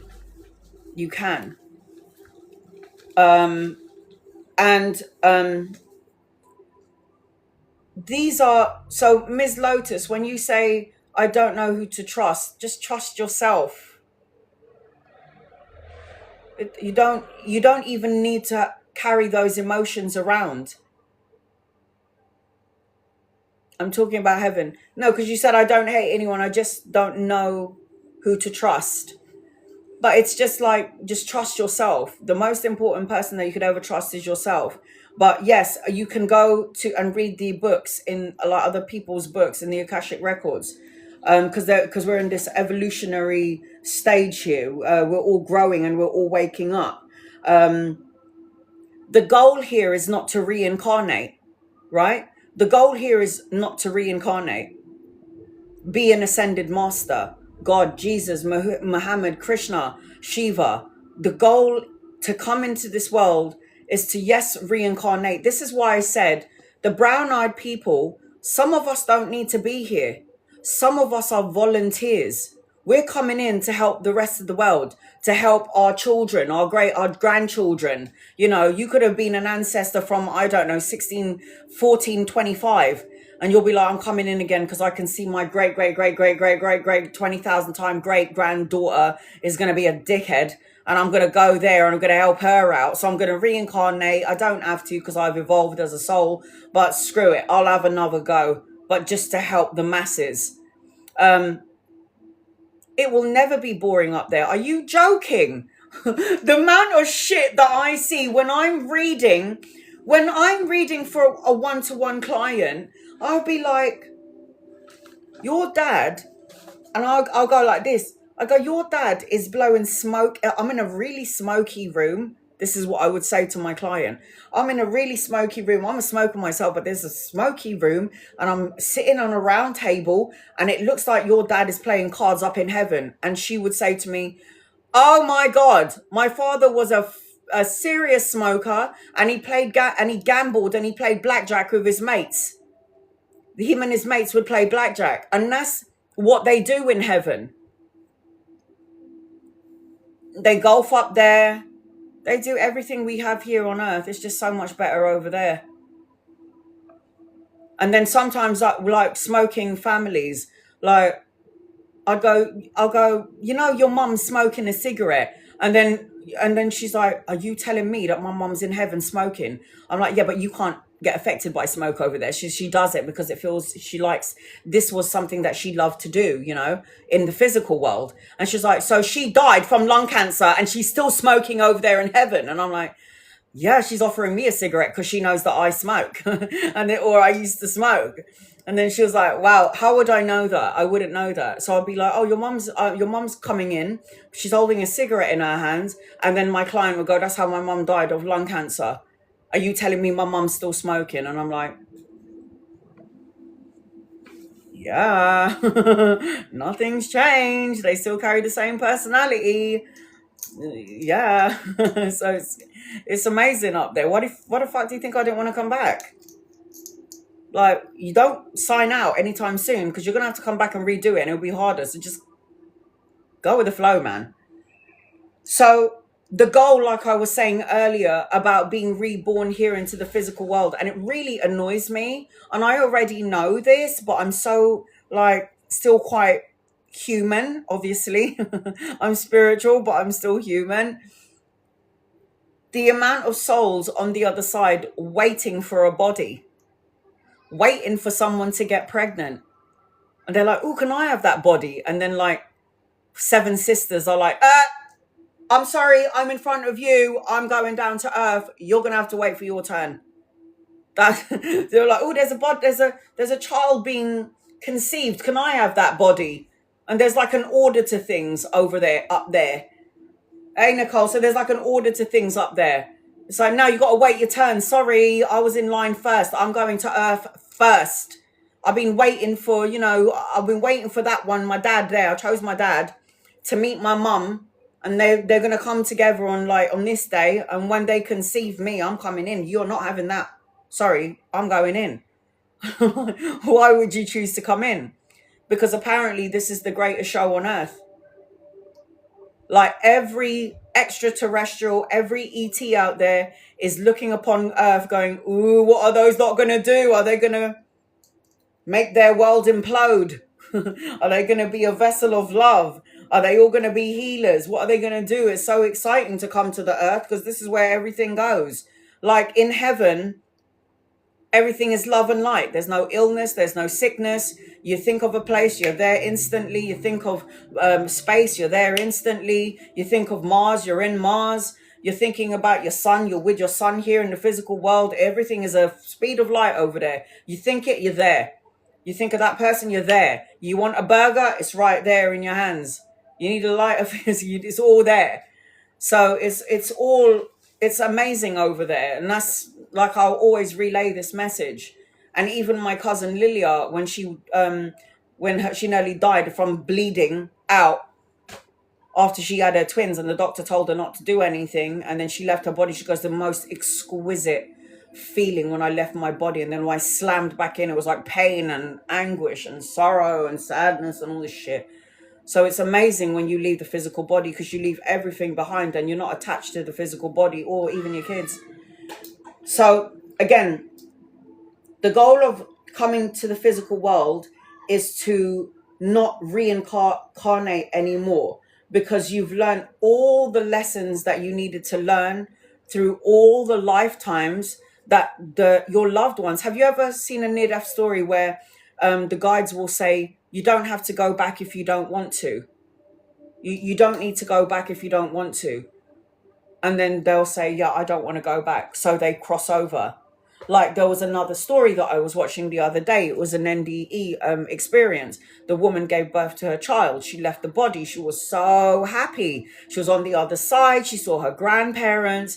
And then all of a sudden she heard, I left for a moment, felt unconditional love, Sophia. She said, all of a sudden I had a baby crying. So she's in spirit form, this mum. And she's like, she can hear this child crying in the background. And this crying of this child is pulling her back onto earth. And then she's like, oh my God, I have a child. I have a child. I gave birth to a child. And that's how I got here. And then her guides are going, come with us. And she's like, no, I have to go back. I need to go back. I have a child. I just gave birth to my child. You have to send me back.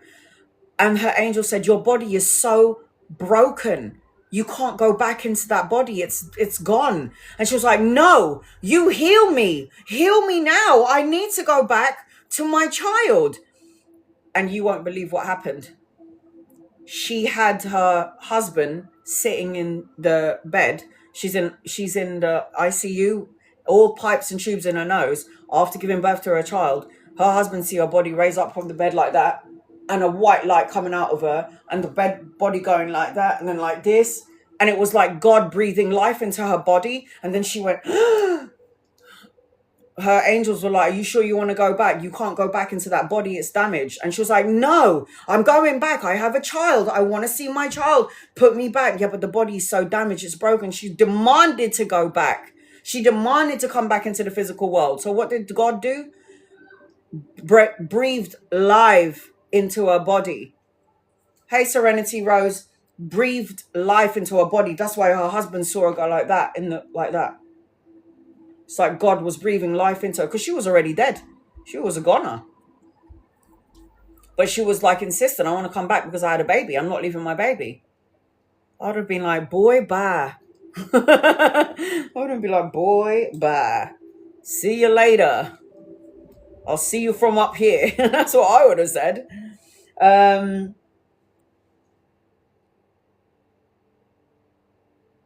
You know, everything that we do today, everything, who we are today is going to be, who we are today is predetermined by the karma that we've, everything that we are today is the karma that we've done in the last life. It's the karma that we've lived by what had happened to us when we were 6, 12, past life energies, carried through the genes that we've inherited on some level. A lot of people say, don't be the product of your environment, or don't be the product of, you know, the things that happened in your past, or your surroundings, or what happened with your family. You can change. If your environment is toxic, you have to find a way to shift the energy of your bedroom. Say, for example, if you're sharing a house with toxic people, crystals, sage, like, say your bedroom is so light and made of love and light, and the energy is so amazing, but when you leave your bedroom, you lock the door and you go into the hallway and everything is just stagnant and dark energy. It's like, don't be a product of your environment by changing your environment in some way. Remember, when my mum passed away, I hated this environment.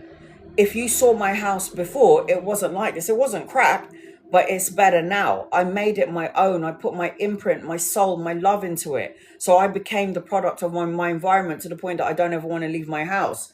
So they say, whatever you are today is predetermined by your karma, by the things that you've done in the past.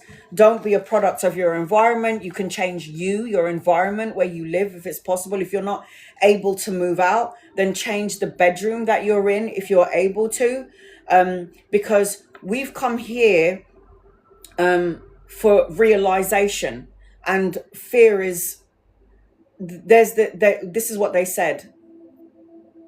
If you come to the realization that of not being afraid, then not being afraid of dying, then you'll no longer be afraid of living.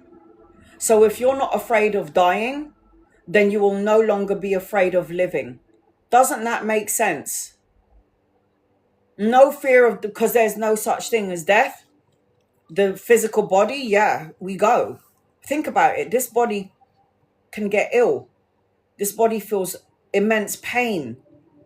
So if you're not afraid of dying, then you will never be afraid of living, taking chances, taking leap of faith.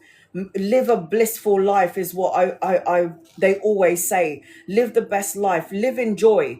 Get rid of fear. Get rid of, I don't know if I can trust you. Who cares? Because life is it's a short period of time that we're here. Even if you're dying at 99 years old, it is a very short period of time that we're here in the physical world. A lot of people who live till they're 100 is like, I'm going to leave when I'm 100 because I want to clear out all my karmic bullshit. And if I have to do that in 100 years of living, so be it. That's why people will live up to 100, because they've got so much karma that they need to just clear out, that they choose to live until they're 100 because they need to balance out their karma. So again, like I said, those people who died in the Holocaust, they are removing how much karma they have removed from themselves by dying in a situation like that. I mean, like, it's amazing when you look at life through spirituality and not through the ego eyes. Bliss and joy, finding peace, no matter what.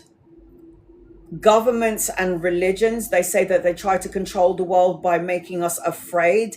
The powers that be is what we know them as. The powers that be is what we know them as. How do they send fear mongering out? Social media, the news, the TV, religion, the government. They try to implement fear because they control the narrative. So if they say to you, there's a new bacterial virus, what are you going to do? Oh my God, I got to go and get the injection. Oh my God, the world is coming to an end. I need to run and get toilet paper, because do you remember that toilet paper facade?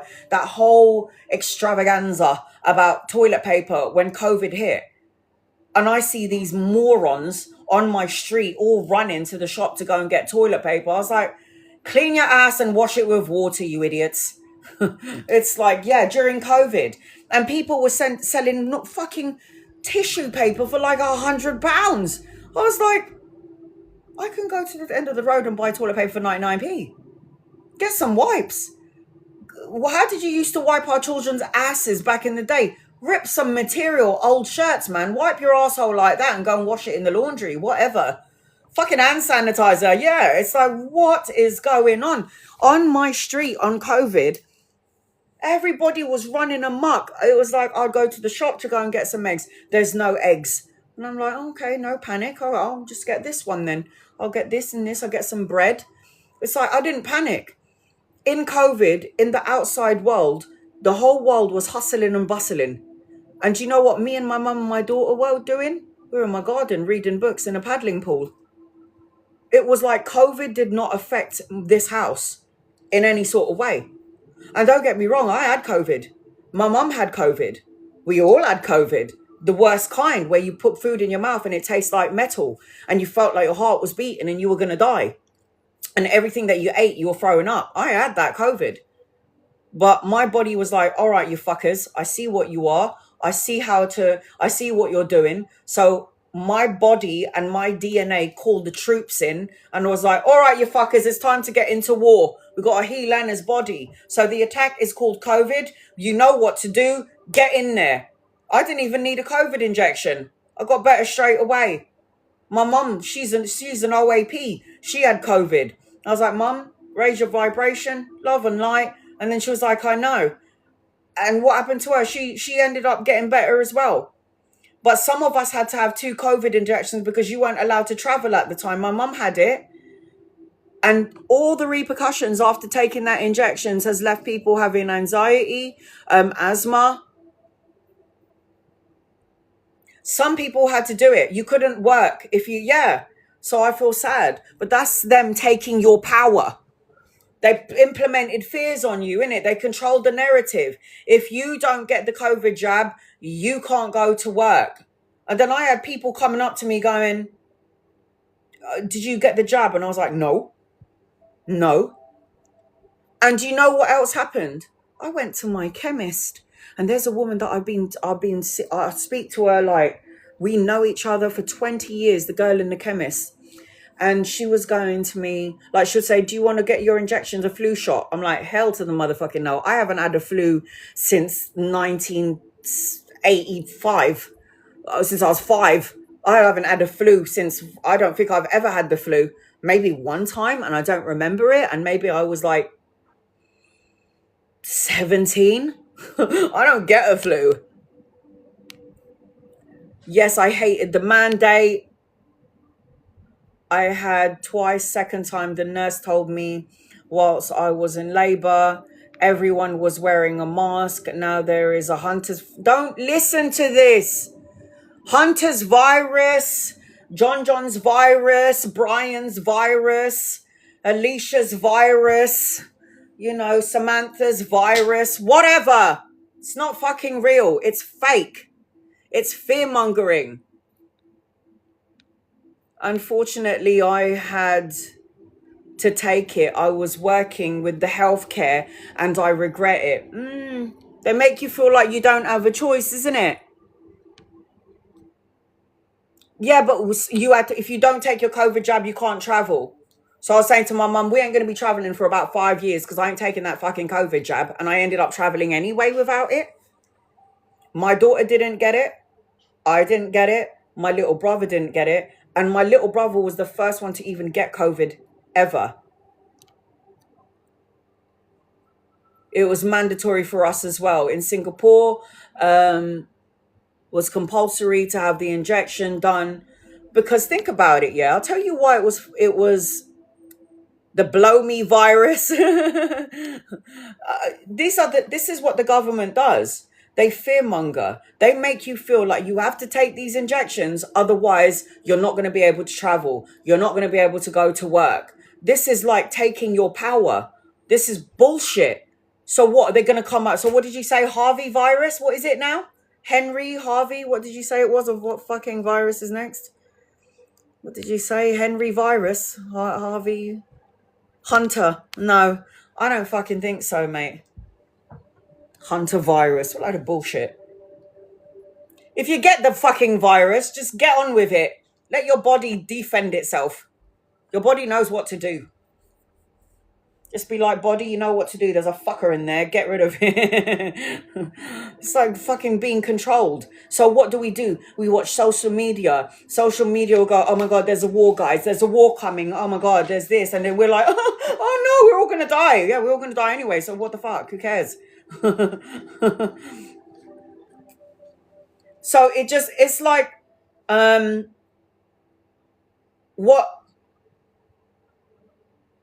when the government uses the TV and social media to fearmonger you, that's them controlling your narrative and taking yourself away from your higher self and your divine self.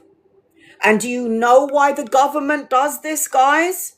Because they know about the higher self. They know about the aliens. They know about spirituality. They know about how to manifest. They know that people on earth are sleepwalking, and let's raise up the prices of the houses, raise up the cost of everything. So they have so they will think about the cost and the high prices of this, that, and the other. Like I was talking about my car earlier, to distract us away from our true selves.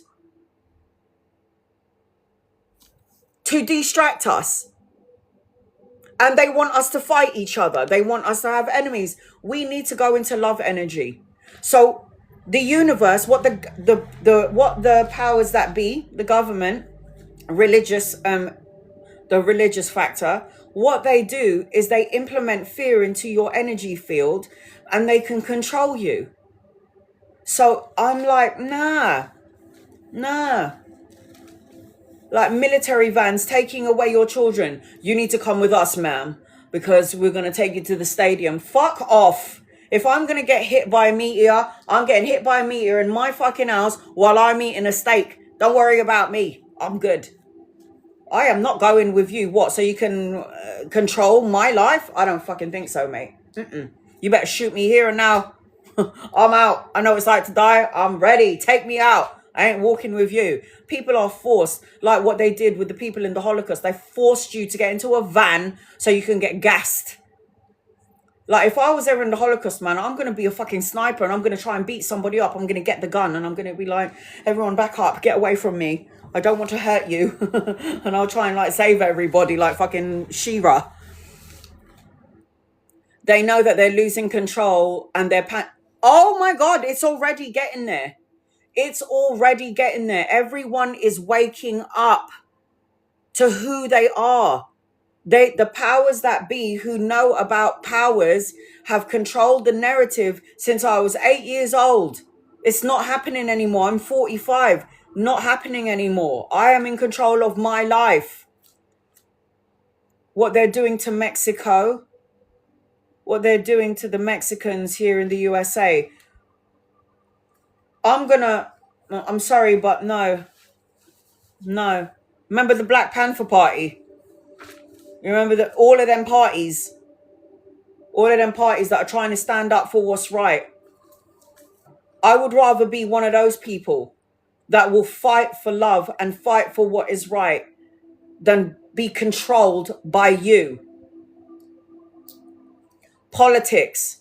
Don't get involved. My daughter wants to be, but don't get involved in politics and all this shit. It's just like it creates a disconnect between you and the opposite when we're all supposed to be connected to each other. But all of those parties, they all did mean well, but it was still disconnected. Being a part of a party is disconnecting from your so-called enemy when you're actually my brother and I'm your sister and we both live here under one umbrella on this earth and we're supposed to kind of love, protect and care for each other, not try and kill each other. You know, the fight, what is it? The fight of the fittest. What is that saying? Fight of the fittest, something like this. It's not that anymore. We don't need to fight. We need to communicate. The survival of the fittest. The survival of the fittest. What? So what? We weed out the weak and let them fend for themselves. I'm not about that life. If I'm a fittest, I'm going to try and help somebody who's not that fit. I'm going to help them. We're in this together. And you're creating karma if you're not helping somebody who's less than you or less fortunate than you. So when you get rid of fear, you can't be controlled. Did you know that? You can't be controlled. When you realize it's time to bring unity, division is not working for anyone anymore. The last time that the whole universe was destroyed was when the dinosaurs were around, right? Or the big flood, right? Or that came intertwined with each other. And everything that caused the cataclysm or the ending of the world, shall we so to speak, or the ending of the world as we knew it back then, it wasn't caused by humanity. It was caused by nature, by things that happen naturally, like the storm, the extinction of the dinosaurs and the cavemen. This all happened because of natural forces. Our cataclysm, if we're not careful, our ending of our race here on Earth, the human race, which is what we are, we're doing it to each other. We're going to end the human race because we're killing each other off. And it's not going to be because of a natural event. It's because we're doing it to each other. That's why sometimes the universe, when we're asleep, God source, angels, guides, and loved ones, they pause the universe. There's a lot of us here who lose a sense of time. It's like, where did that time? It was like a time was missing from me. That happened to me all the time. That happens to me, like a sense of time. A sense of time is missing. So what I heard was they pause the universe. They get rid of the nuclear bomb. They take away a piece of equipment or the little screwdriver in the bomb, put it back together, press play. We wake up again like nothing happened. We didn't even know what happened. How many times have they said the world was going to end? 2020, 2012, the year 2000. How many times? How many times? Because we could have already destroyed our world so many times, but the aliens, God, the angels, they were like, can you go and check on my kids down there? Because they're about to blow up the whole fucking world. And then they'll go, on it, boss. So they come down and they all help us. Help us not destroy ourselves. It's crazy, the shit that we do. We could have killed ourselves off long time ago.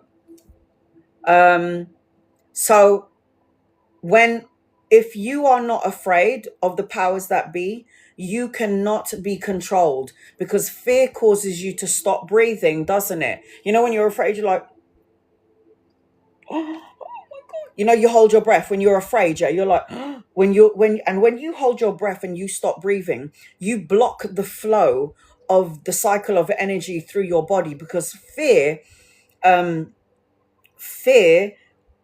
is a sense of uselessness. Like when you have this energy in your body, you feel like you have no power. But we have the power of prayer, and the power of prayer, when a collective is doing it, summons the angels and the guides and the loved ones and the angelic world. Fear is only useful if you say, okay, I see what's going on and I'm going to do something about it. That's the only time when fear is useful. Okay, I see my fear, but now I've got to do something about it because this is bullshit and I can't live like this. Fear is an energetic frequency in the body that burns your energy. It burns you. It's in fight and flight mode. You're in fight and flight mode, ready for the next problem, ready for the next fight. And they say that the energy in our physical body to our brain and our DNA cells can light up a city for a whole week. That's how much energy frequency are. So I'm going to show you something. I'm going to draw a diagram for you. And this is from Dolores Cannon's daughter. Oh, God, hold on a second. Hold on. Hold on.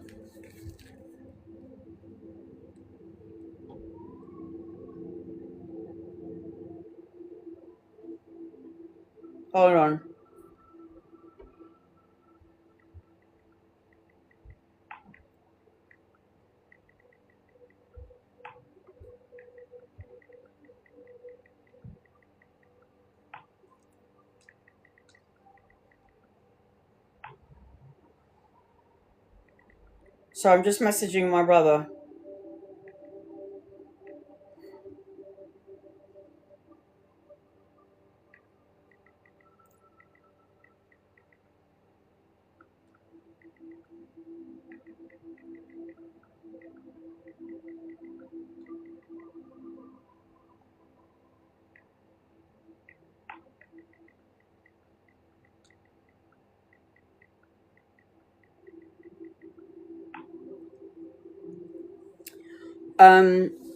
So I was watching Dolores Cannon the other day, and this is how she put it, and it was great how she put it. So fucking simplified. So simplified.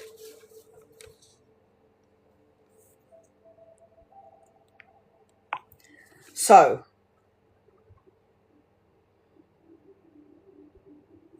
this is you.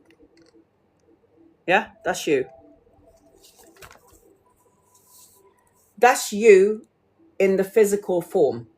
So this is you now. That is Serenity Rose.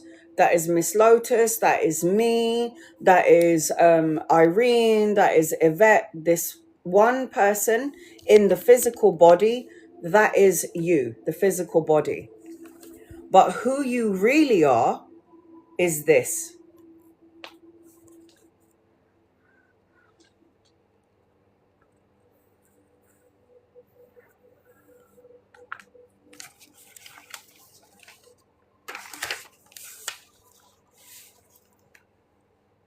This is the physical body, but who you really are is this. Yeah? That's your spirit.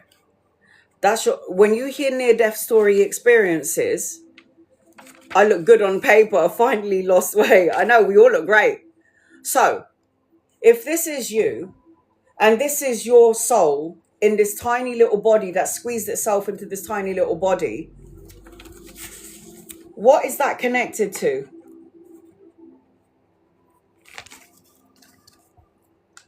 So your energy, the physical body, this is your soul, blends into God's energy, which is up here, yeah? And that energy from source comes all the way down into the soul. That's how she put it. God's energy trickles down in our soul. We squeeze the soul into the physical body. We're connected, right? All right. So let's just say that person was, okay. So that's me. That's Serenity Rose. That's Gemma. So Gemma, I'm going to do another thing. That's Gemma's soul. Look at that. And then there's Ray's soul, let's say. So what are these doing? They're overlapping each other, aren't they? We're all connected. We're all connected to that one source in this physical human body. If everybody in this room is this physical body, but what we really are is source connected to each other, and we overlap each other, and our connection, our energy, our soul force really that's squeezed into this body is actually connected to God's source, and that God energy is rippling down from above here into the physical body. We are all each other. We're all connected to each other. We are all one. Oneness, isn't that what they call it? Oneness. We're all one.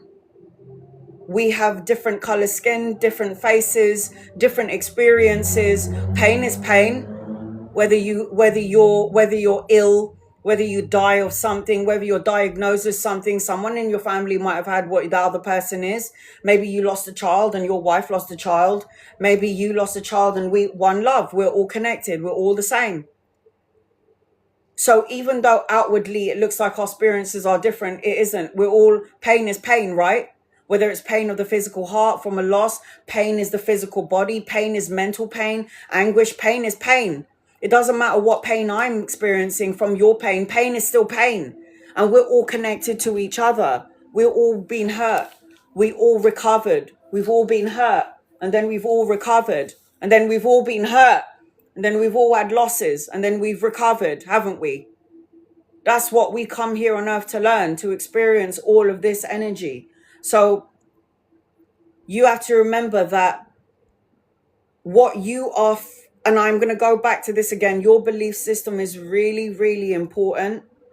You have to love one another. You have to choose your path, because choosing love, we can live longer. If we choose the energy of love, we can live longer and get to an old age but still look young. Because ultimately, like I said, that is the goal. Heaven here on earth. That's the whole purpose of it. So what I learned when I was doing my studies is choose the path in which you want to follow. If the path looks a little bit dingy and it doesn't look very clear, go to the other side. If you've been on a path long enough in order for you to fulfill your life purpose here on earth, you have to go into the lighter path, the energy of love, breezy, the flower of life. That's why I have it on my neck. Sacred geometry, the flower of life, because everything is infinite. They say that when a tribe holds hands, they formulate or create the flower of life pattern when people are holding hands in a circle. And that will create a portal to love energy. If all of you are focusing on peace, love, harmony, you create a vortex of peace, love, and harmony. And you create the flower of life, the sacred geometry symbol, when you hold hands with each other. It's amazing. Manifesting that way. How crazy would that be, right?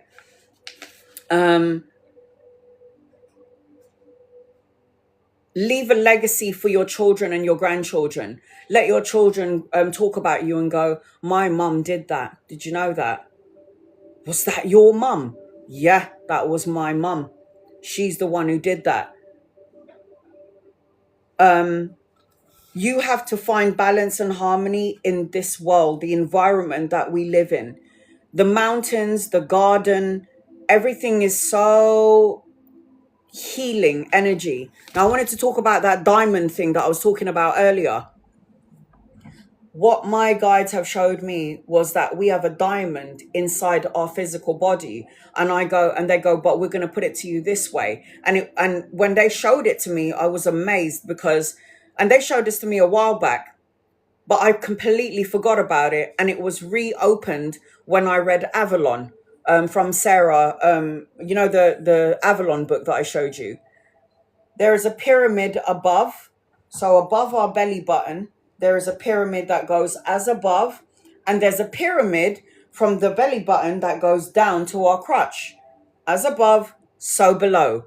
These points that are in the body, if you focus on the belly button and you can focus on this spinning energy, you will activate the energy, creating a powerful connection between the body and the universe. Did you know that?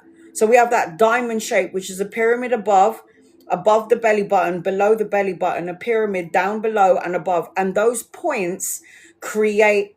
Do you remember when I told you about how I meditate and how the meditation looks like? I see the pyramid on the bottom of the earth. My roots of my feet tie around the pyramid. Then it amplifies with light. It comes up my chakra and then it goes up. And then the light from heaven comes down. So it's like I'm getting energy from earth as well as from above.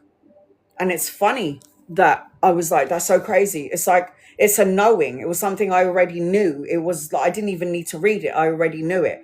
And apparently when you focus on this belly, on the belly point, when you focus on your belly and you can visualize a spinning energy, it activates the energy to connect, the connection between you and the physical world. That's what they say. You activate your light in the body. The light will cause healing. And then you'll have a more deeper connection to the animals, to the trees, to the spirit, God, etc. That's what they say. If you can visualize this spinning outwards, this spinning thing, the spinning wheel outwards, you create a balance. You create this balance. And this is going to shape and amplify the connection again with those loved ones, those above, and those above, and all your angel guides and your loved ones. So every point that's in the physical body, these points, what they do is those tips radiate healing, and those are the those tipping points is where the light will penetrate from and go all the way down from your feet into Mother Earth. So not only are you healing from above, you let that light come through the physical body, but also down into your feet. That's causing healing for Mother Earth. How cool is that? Now, if any of you are going to Egypt, you need to go to the Nile, energetic umbilical cord. I love how you put that, Irene. I'm going to Egypt at some point. I need to go there. It's calling me. They say that if you have some sort of energy pull to Egypt, you had a past life there. I have. I know I have. it is important to connect to the Nile, the water. You know, the Nile, if you're able to go there, they say it is important. I went on a boat on the Nile, River Nile. Yes, the Nile in Egypt. They say it is important to connect to all elements of the earth. So, you know, it's good when you manifest to have a stone, earth or mud, a plant, a candle, a glass of water, and air is around anyway. Air, maybe a little fan to add in for exaggeration. Air, water, earth, and fire. And to have these elements in your energy or doing it outside because air is outside, and then to focus on the thing that you want and to talk to the druids and the fae, and they will help you activate your manifestations and your prayers. Yeah. So that's what they say. Always connect to earth, water, air, and fire. And what they say about the Nile is that Nile water is cleansing. Put your feet in the Nile if you're able to. It's a powerful ritual that can bring balance and healing if you put your feet in the Nile. Did you know that kiwi, and I wanted to talk about food, that's why I said I'm going all over the place. Did you know that kiwi flushes out liver toxins? I love kiwi. Did you know that saying, an apple a day keeps the doctor away? Did you know that was real? That's true. Apples have a powerful ability to cleanse the body and repair neutral connections to the brain. And an apple a day, like they say, keeps the doctor away because it promotes healing and repair of the body. I used to see my mum eating apples all the time. And I'm like, why are you eating an apple? Like, there's like custard and cake over there in the kitchen. And she'll be eating this apple and I'm like, I think I want an apple now. So I used to eat an apple with my mum because she would make it look so good. And then in physical world, they say an apple a day keeps the doctor away. But in the spiritual energy, they also say that it has healing properties for the body, and it does repair work on the brain. I'm like, I ain't got no apples in my fruit basket. I'm gonna need me some apples. They also say plastic. Now, I was looking at my plastic bottle the other day because for years I always bought those glass bottles. But it was such a pain in the ass to filter it out, make it distilled water, and then put it in the fucking glass bottle and then put the flower of life symbol on. And I was just like, it's so much to do, but I know I have to do it. Plastic, not good. So if you can get away from plastic, it will cleanse the body. They always say that, you know, when you get vegetables or fruit in a plastic, the plastic, to rinse it in baking soda. It can remove surface residue, they say. And they also say this is including like pesticides. Blessing the food is really helpful. Setting your intention. Reducing gluten is also supposed to be really good. Intake, when you reduce gluten, it will help with inflammation. We bought a filter machine and filter out our cooking water now. Yeah, apparently this is a big thing here because water is just nasty. It's toxic. I'm like, every time I pray on my water now, even though it's in a plastic bottle, I'm like, powers that be, let heaven and earth, please forgive me for drinking from this bottle. I'm gonna have to start buying glass bottles again. But it helps when you do all of this stuff that I'm talking about. It gets rid of stress, inflammation. Did you know potatoes, love potatoes, and a lot of people overlook potatoes. It is a high level healing food for the body, the mind, and it cleanses the liver and reduces inflammation and promotes brain health. Potatoes.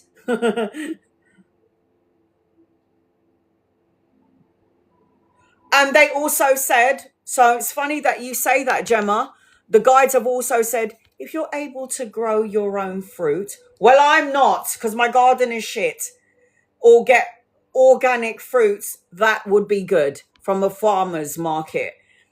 I'm growing my own fruit. Have you heard of honeyberry? Yes, I've heard of that. Yes. So apparently people overlook potatoes when potatoes is actually a highly healing food. Good for the mind, cleanses the liver, reduces inflammation, promotes brain health. I'm running out of potatoes. Kiwi cleanses the liver. Fuck me, man. My mum used to eat kiwi every so often, but I wish I bought it more because my mum had chronic kidney disease. I heard you could live off potatoes. The potatoes that I make, you could definitely live off of it. I make banging mashed potato, banging crispy potatoes, boiled potatoes, add a bit of butter and salt and pepper. Sweet potato, garlic fries. Yeah, make it into chips, man. There was a quote or a saying, and it says, peace comes from when you realize that everything that is out of your control should be out of your mind. That was what I posted up this morning, and I was like, you know what? I need to say it. I got to say that peace comes when you realize that everything that's out of your control should be out of your mind. It's so good, right? If it's out of your control, it should be out of your mind. And I thought that's the last thing that I'm going to say when I'm on my live, because it's so fucking true. If I can't control it, I don't need to think about it. I can't think about it. So that's what I want to leave you guys with. So I did kind of go everywhere today with ghosts, spirits, demons, vegetables, fruits, social media. I mean,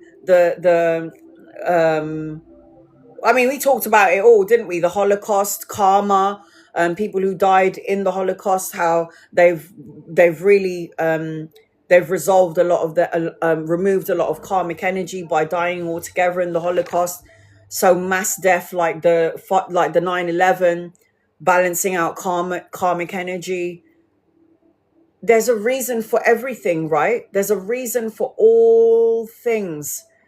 And when we look at it in the scary way and we look at everything in a fearful way, when we cross over to the other side, everything makes sense. Oh, that's why that happened. Oh, that's why that's gone wrong. Oh my God, I see it now. I get it now. It's like we chose everything. All of those prisoners, the back in the day, all of those slaves back in the day, all the Jews, all the genocide that's ever happened in the world, no matter how outwardly, physically it looks so bad, spiritually, we all knew what we were getting ourselves into. And that's what the guides have always said to me. You planned it, Anna. We told you not to go through it, but you chose to go through it to balance out karma from this life, and that life. So I wanted to use the Holocaust to show you that a mass of people chose to go out that way because it got rid of it removed a lot of their karmic energy from all of their past lives. So remember, we can control, we can change. There are some paths in our destiny that we can't change because we've assigned to it. We chose to agree with it. Some souls that cross over to the other side will say, I don't want to go through that anymore. And then our spirit guide goes, yep, but we told you that you shouldn't do that. And you insisted that you would go through it. And you also said to us, I'm going to say to you, I don't want to go through it, but don't allow me to stop. I want to see it through. Like, say, for example, I choose cancer. I want to see it through to the very end. Don't take it away from me. I want to see it through to the very end. Why? because I need to teach people outside of me lessons, and I need to learn about how powerful I am and how I can heal myself. So we can't even intervene, Anna, because you told us that you were going to say this, and you told us not to remove this cycle of learning, balancing out your karma. So we can't even do anything. Once you sign, seal, deliver your pre-birth plan, and then God stamps it, it's final. You have to go through it. If you choose to exit at a wrong exit point, like suicide, you're going to have to go through everything that you went through again, pick your family again, but this time it's going to be triple hard, and you've got to see your way through it. So you have to make sure that you get through it, you go through it, you signed up for it. We think you're crazy and we think you're brave for going to Earth and having the human experience, but everyone who's in the earth now is enlightened souls, beings, and soldiers of God. We are the soldiers. That's why some people are like, oh my God, you're so brave. And don't get me wrong, I've started seeing now some souls going, I ain't going back there. I'm good. I'll learn from this side. I don't need to feel or have the experience of like getting my legs chopped off or getting my thing. I'm good. I learned it in 1874 when they blew up my arms in the war. I'm all right. I'm good. I'll learn from up here. So we have free will up there as well. So some people don't have choices because we signed a contract. Like when I said I don't want to leave, I'm staying here with you. I'm sorry, darling, you can't. You kind of did it to yourself. Free will is binding. I'm like, fuck. Please help me. We are going to help you as much as we can, but you signed it. And you can't not leave it. You got to get through it. No! That's why I always say babies screaming. My daughter came in when she was born, wide-eyed, ready for this big bad world. Other children, like maybe your children, came out screaming bloody murder when they popped out of you. They're screaming, put me back. What the fuck was I thinking? Oh, tapping, yes. So really quickly, there's a tapping method, and you can go on Gaia and watch it, or you can go on YouTube, where it will open or activate body parts. You've got these meridian lines in your body, and sometimes it's trapped energy because of anxiety, the flow of energy. It's really intense. So there's points in your body that you can tap. So first of all, you have to acknowledge the pain. So I acknowledge that my lower hips is hurting me. I understand that you were there to teach me a lesson. I thank you for this. I love you. And now you can go. I acknowledge the pain in my lower hips. I appreciate what I've learned from you. I have learned the lesson. I love you, but now you can go. I appreciate the lesson that you taught me, the pain in my... So it's acknowledgement first and then telling it to fuck off. So tapping, so the head, the temples, and saying whatever you need to say. The third eye, however long you need to, however long, if it makes you feel good. The lower lip, the chin, the cheeks. If you're afraid of water, something about water scares you, under the eye.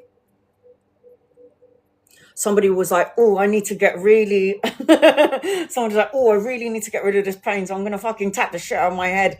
And then the guy was like, darling, it doesn't work like that. You're just activating the meridian lines, those blood flow energies. And this guy is going, I'm going to activate my... And then the guy's like, no, you don't do it like that. Just lightly tap. And the guy's like, fucking, what the fuck? And then this, the chin... I always like to cup your hands and do the armpits. I think I taught you this already. This here. This. Every morning. This here. Here. This is a point like this. Do it every day if you can. It takes a few minutes. Under your rib, under your boobs. Like that. And say those words. And do it however many times you need to and the collar. So you got your collarbone. So you got your collarbone here, just underneath the collarbone. I always like to use 3 fingers and keep saying those words. I acknowledge the pain. I understand why you're here. I've learned from you, and now you can go. And I guarantee you, you wouldn't even realize it. You're walking about your business and you're like, my lower hips don't hurt anymore. That's really weird. I would put this as a practice every day, like prayer, meditation, breathing. Like, this is something that you should do this. Activation draining. Yeah. That's what they do. The nodes. Yeah. We have chakra points all over our body. And sometimes these lines are blocked.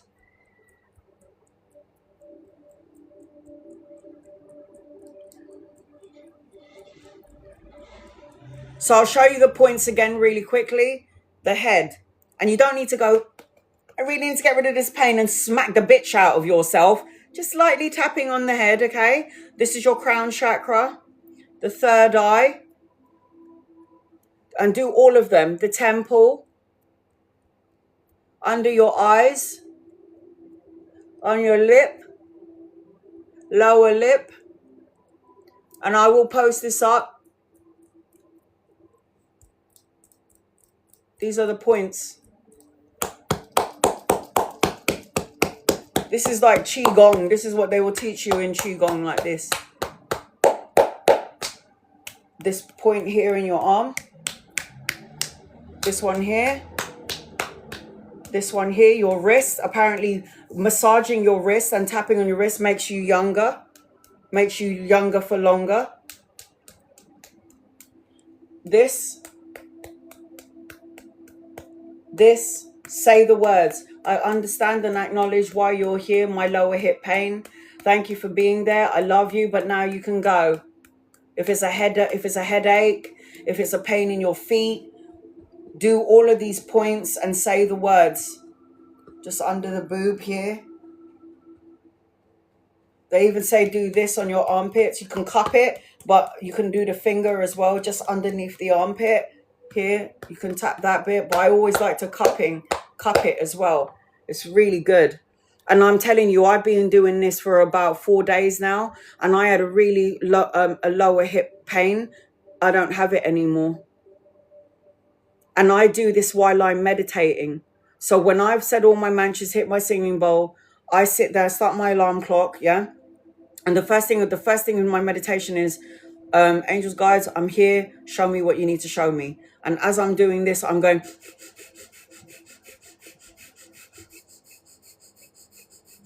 Remember the breathing I told you? Kappa Balati. So I'm going.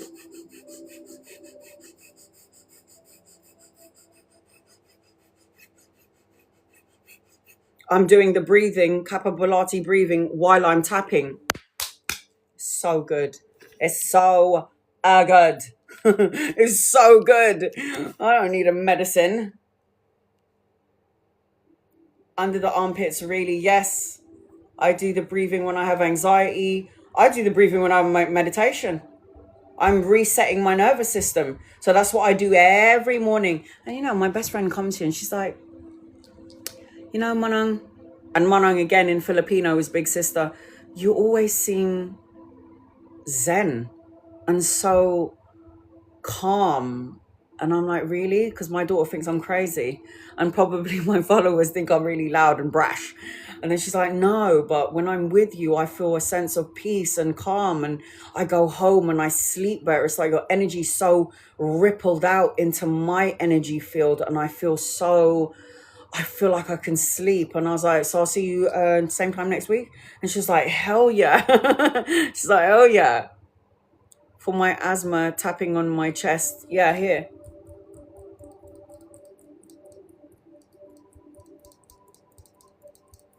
Asthma, I acknowledge you. I thank you for teaching me something. I understand why you're here. I love and appreciate you, but you can go. And you do this and do this however long you need to. I'm not going to say to you, do this for 3 minutes and then set the alarm and do this one for another 3 minutes. Whatever feels right. Just tap the hell out of yourself, however long you need to do it. Because I ain't sitting there for 20 minutes tapping on my whole body. I'm going to just sit there for as long as it feels good. When I start to feel good, feel okay, I feel like that one's done. I'm going to do that side now. So just as long as your intuition tells you to. As long as you need to tap, tap. I just need to tap a man right about now, to be quite fair. Fucking hell. I need to tap it down. I need a tapping over there, down there, because it's been like, what, the 7th of fucking November 2020 fucking 4? Fuck a duck. The 7th of, the 8th of November. And it was like, that's when my mum died. Do you remember when I said that to you guys? The last time I had a shag was the 8th of November 2024. Fuck. What needs to get tapped is that thing there, look. She's calling for help. I need to make sweet love. I need to activate my base chakra. Anyway, at least you've had someone. Where?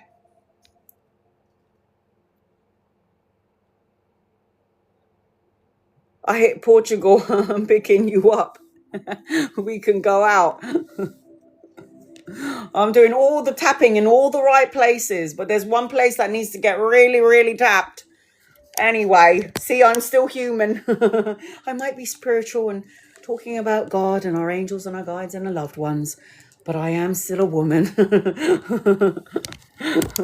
So you can't get any human as that. I'm so human, but I'm very spiritual. All right, guys, I think my brother's down the road and he wants to come over to the house. We're going to find some great men. Woohoo! Can you just send them to my house and let them ring the doorbell, please? All right, guys, I will see you during the week where you can ask me general and what do I have to know questions. I'll let you know what time I'll be there. I love you guys. I hope this helped you in some way. I will post this up on my YouTube channel at some point. So I'll see you then. I love you. I love you. I love you. God bless you. Good day. Good night. Wherever you are in the world. Have a great day. Set your intentions. Talk to your angels and your guides and eat some kiwi and potatoes. All right. Love you. Bye, guys.